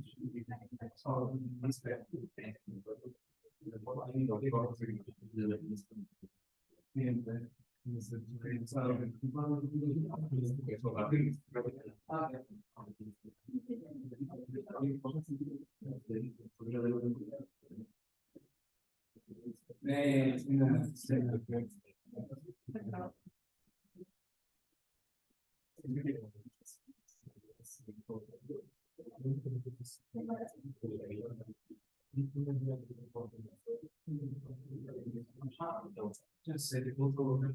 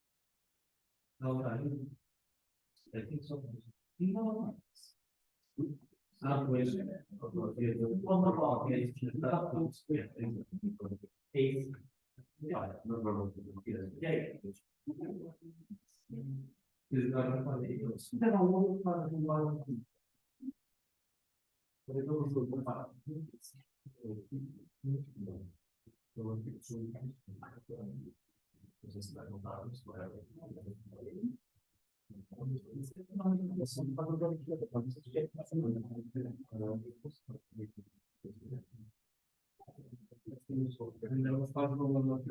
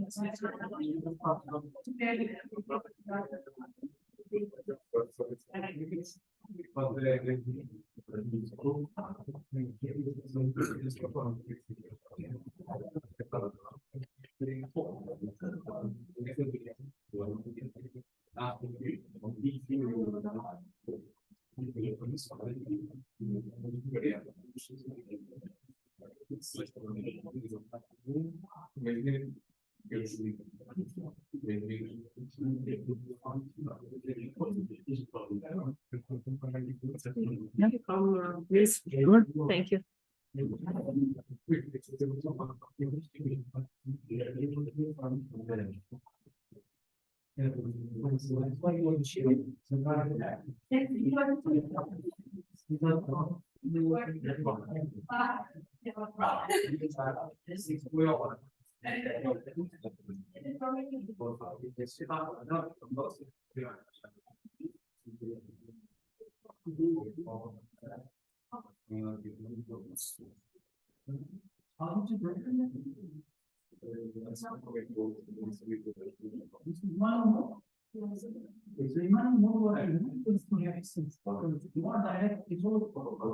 Because we are actually, so we might. We ready beyond easy. So.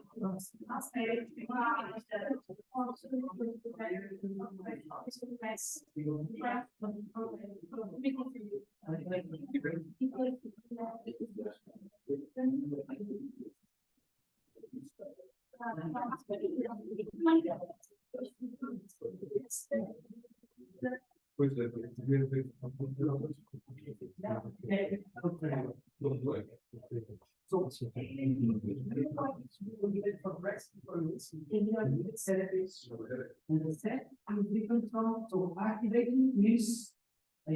So for so we are. So suppose this is mine, it's 500 one off, it will open up. If this one will not, it will open up. But if you just say, it's still, because if you work read on, the output will be. And then because it was activated in the set, once the input goes up, the output will be. Because it was set, well, if it goes something everybody, it's still. You have to do the reset in order to bring it. And so, no longer have to do the reset. So that means that it will turn it on and it will never come down until you do an event where you find it. So that's why you do the event when you press set it. When you reset, when you really do a reset, it makes it try it. That's it. When we are here, we go back to the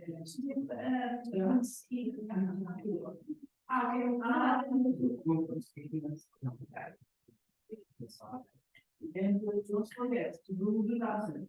You know what even in the one is, you should do something like that. Also, take over the you know the upset, then you should analyze. Showing the going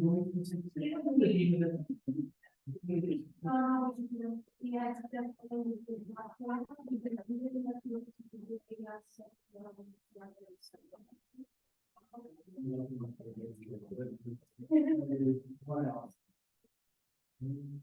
We have,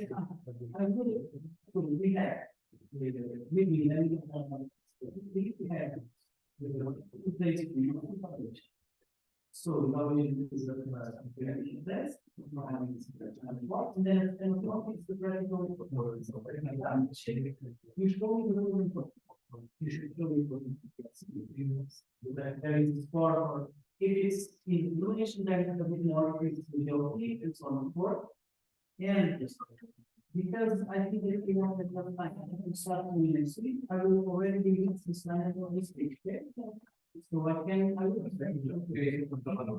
start reading the next week we can already. But how can you manage?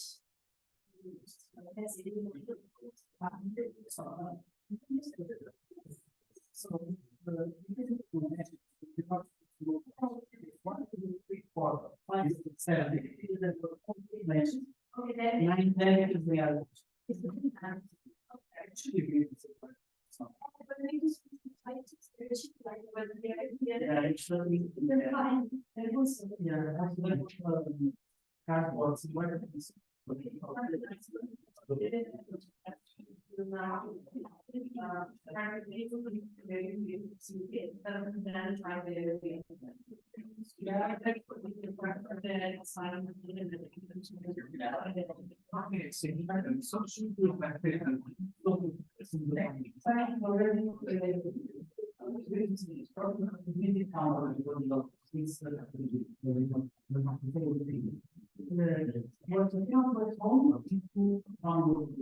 Actually, they can find on the bus, try to look up the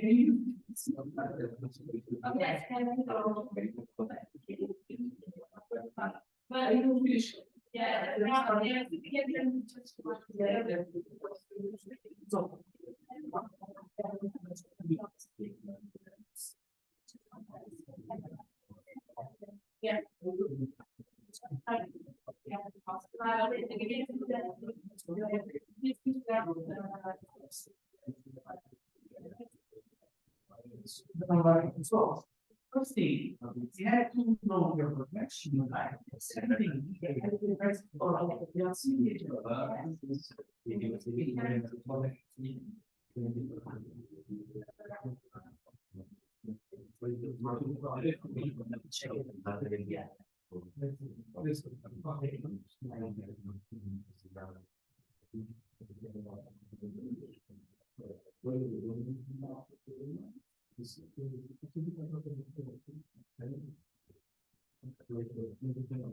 So that's it. So now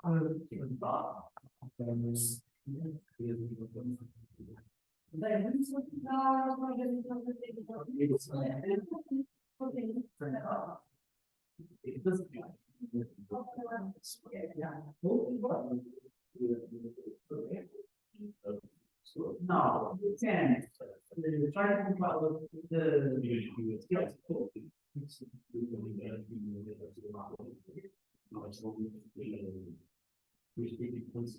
so that's not considered.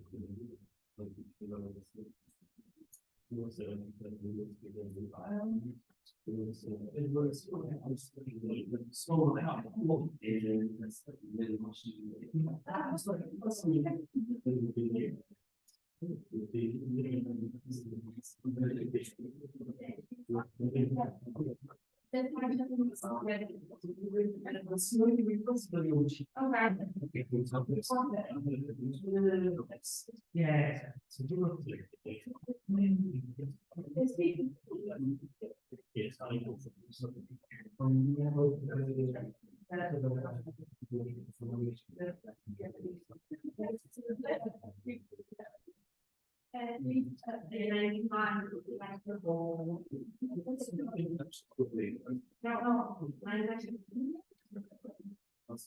Okay.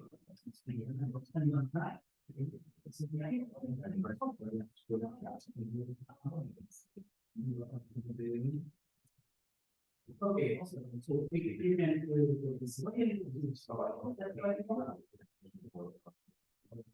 this. Now here, if I was yeah, then here, before it was now, then I I think both, I try to one.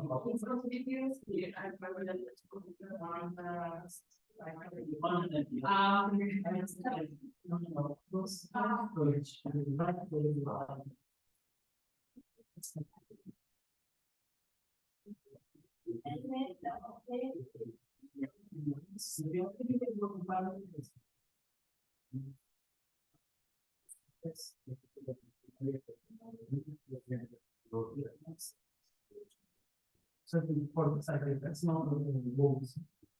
This is what sometimes it works, maybe also all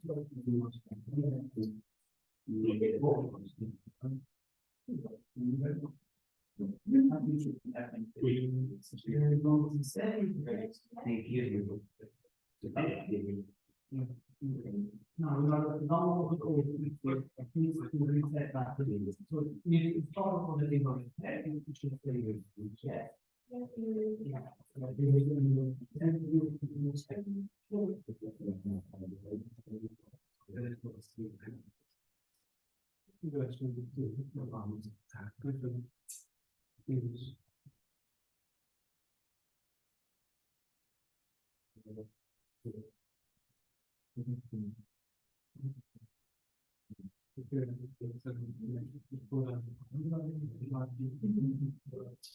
So the constitution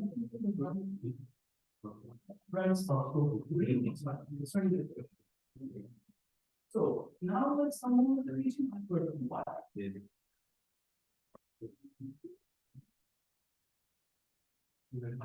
now for each point press sample. Okay. So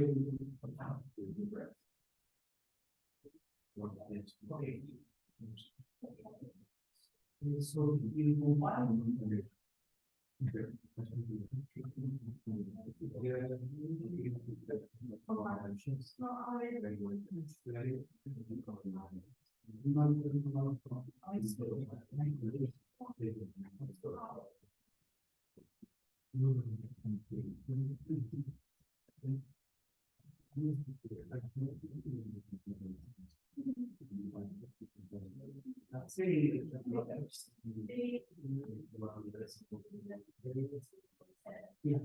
Yeah, you should follow all the bodies of the check. It's not one. We have to so we can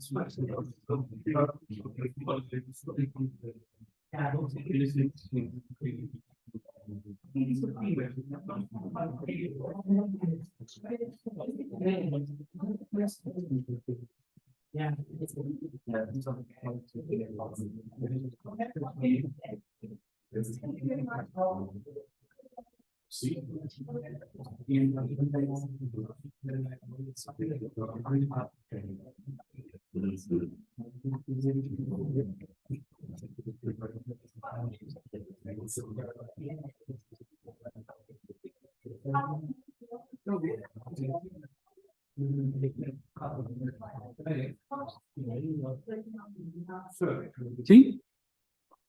O senhor vai nos dar algum certo? Vou dar agora. Só um bocadinho que já lhe digo.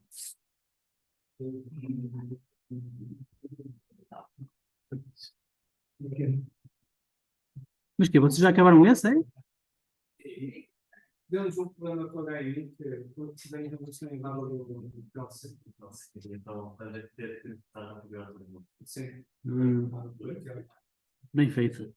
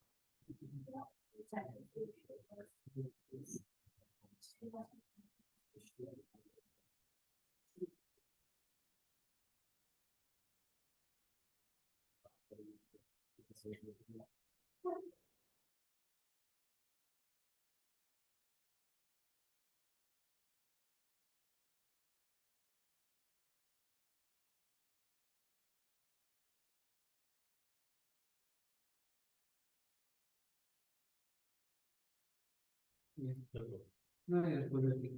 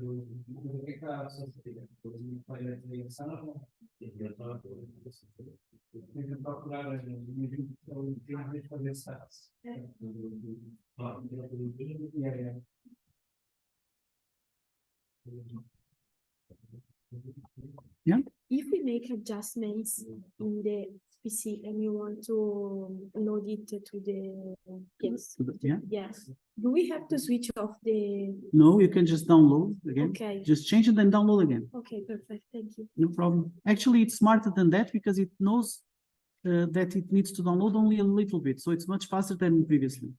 Actually, it takes more time than Really? Yeah.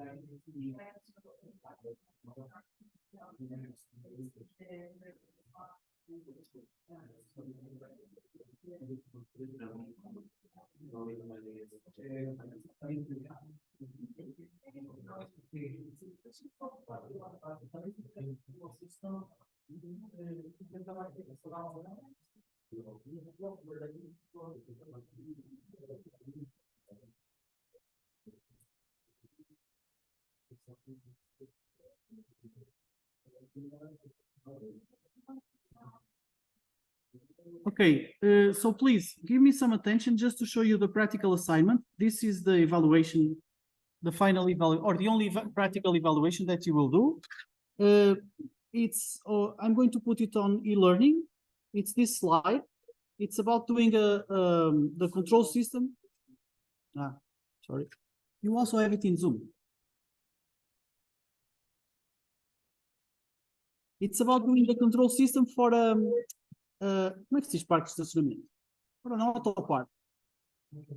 Parking lot, that's it, parking lot. So you have some introduction stuff, and then it starts with the specifications. So these specifications are very important because the evaluation will be done based on whether or not you are abiding to the specifications. For example, for manual mode, you should use variable M2.2, this kind of stuff. Then, this is still some generic stuff, and this is the parking lot example. So you have several sensors, you have cars going in and out, and you have to activate the gate in order to open it, and then you have several of the stuff. You have 4 zones inside, or areas inside your parking lot, and each zone should be should have a different count for each area, for each zone. For example, the parking lot contains, I don't know, I think it is 10 vehicles per zone or 5 vehicles per zone. And for example, I can say, I can receive a phone call and someone tell me, oh, there are 6 people going there that really do need a parking space. So I block 2 zones, I block zone 3 and 4. And immediately my number of available spaces will reduce, okay?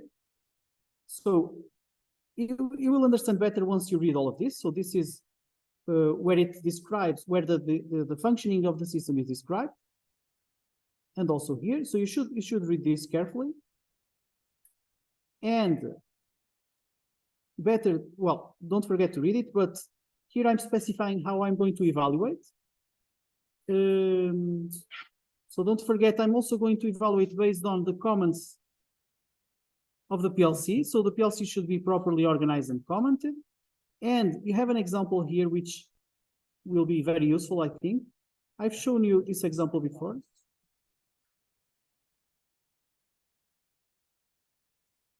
So this is the example, okay? So you can, for example, this is, I think, manual mode, okay? So we can command manually each of the outputs, and we can block several zones. And then something will happen. So if you see the video and read the guide for the practical assignment, you can start working immediately. That's my intention, to give you this now, so you can start immediately now during this week to work on it. Because we have next week, it's the first class of this assignment. Then the week after that, it's the theoretical exam and the practical evaluation of this assignment, okay? So you should start right away if you can. You can start at home, you can do as much as you can, and then next week we can continue. That's it. I'm going to put this on e-learning, okay?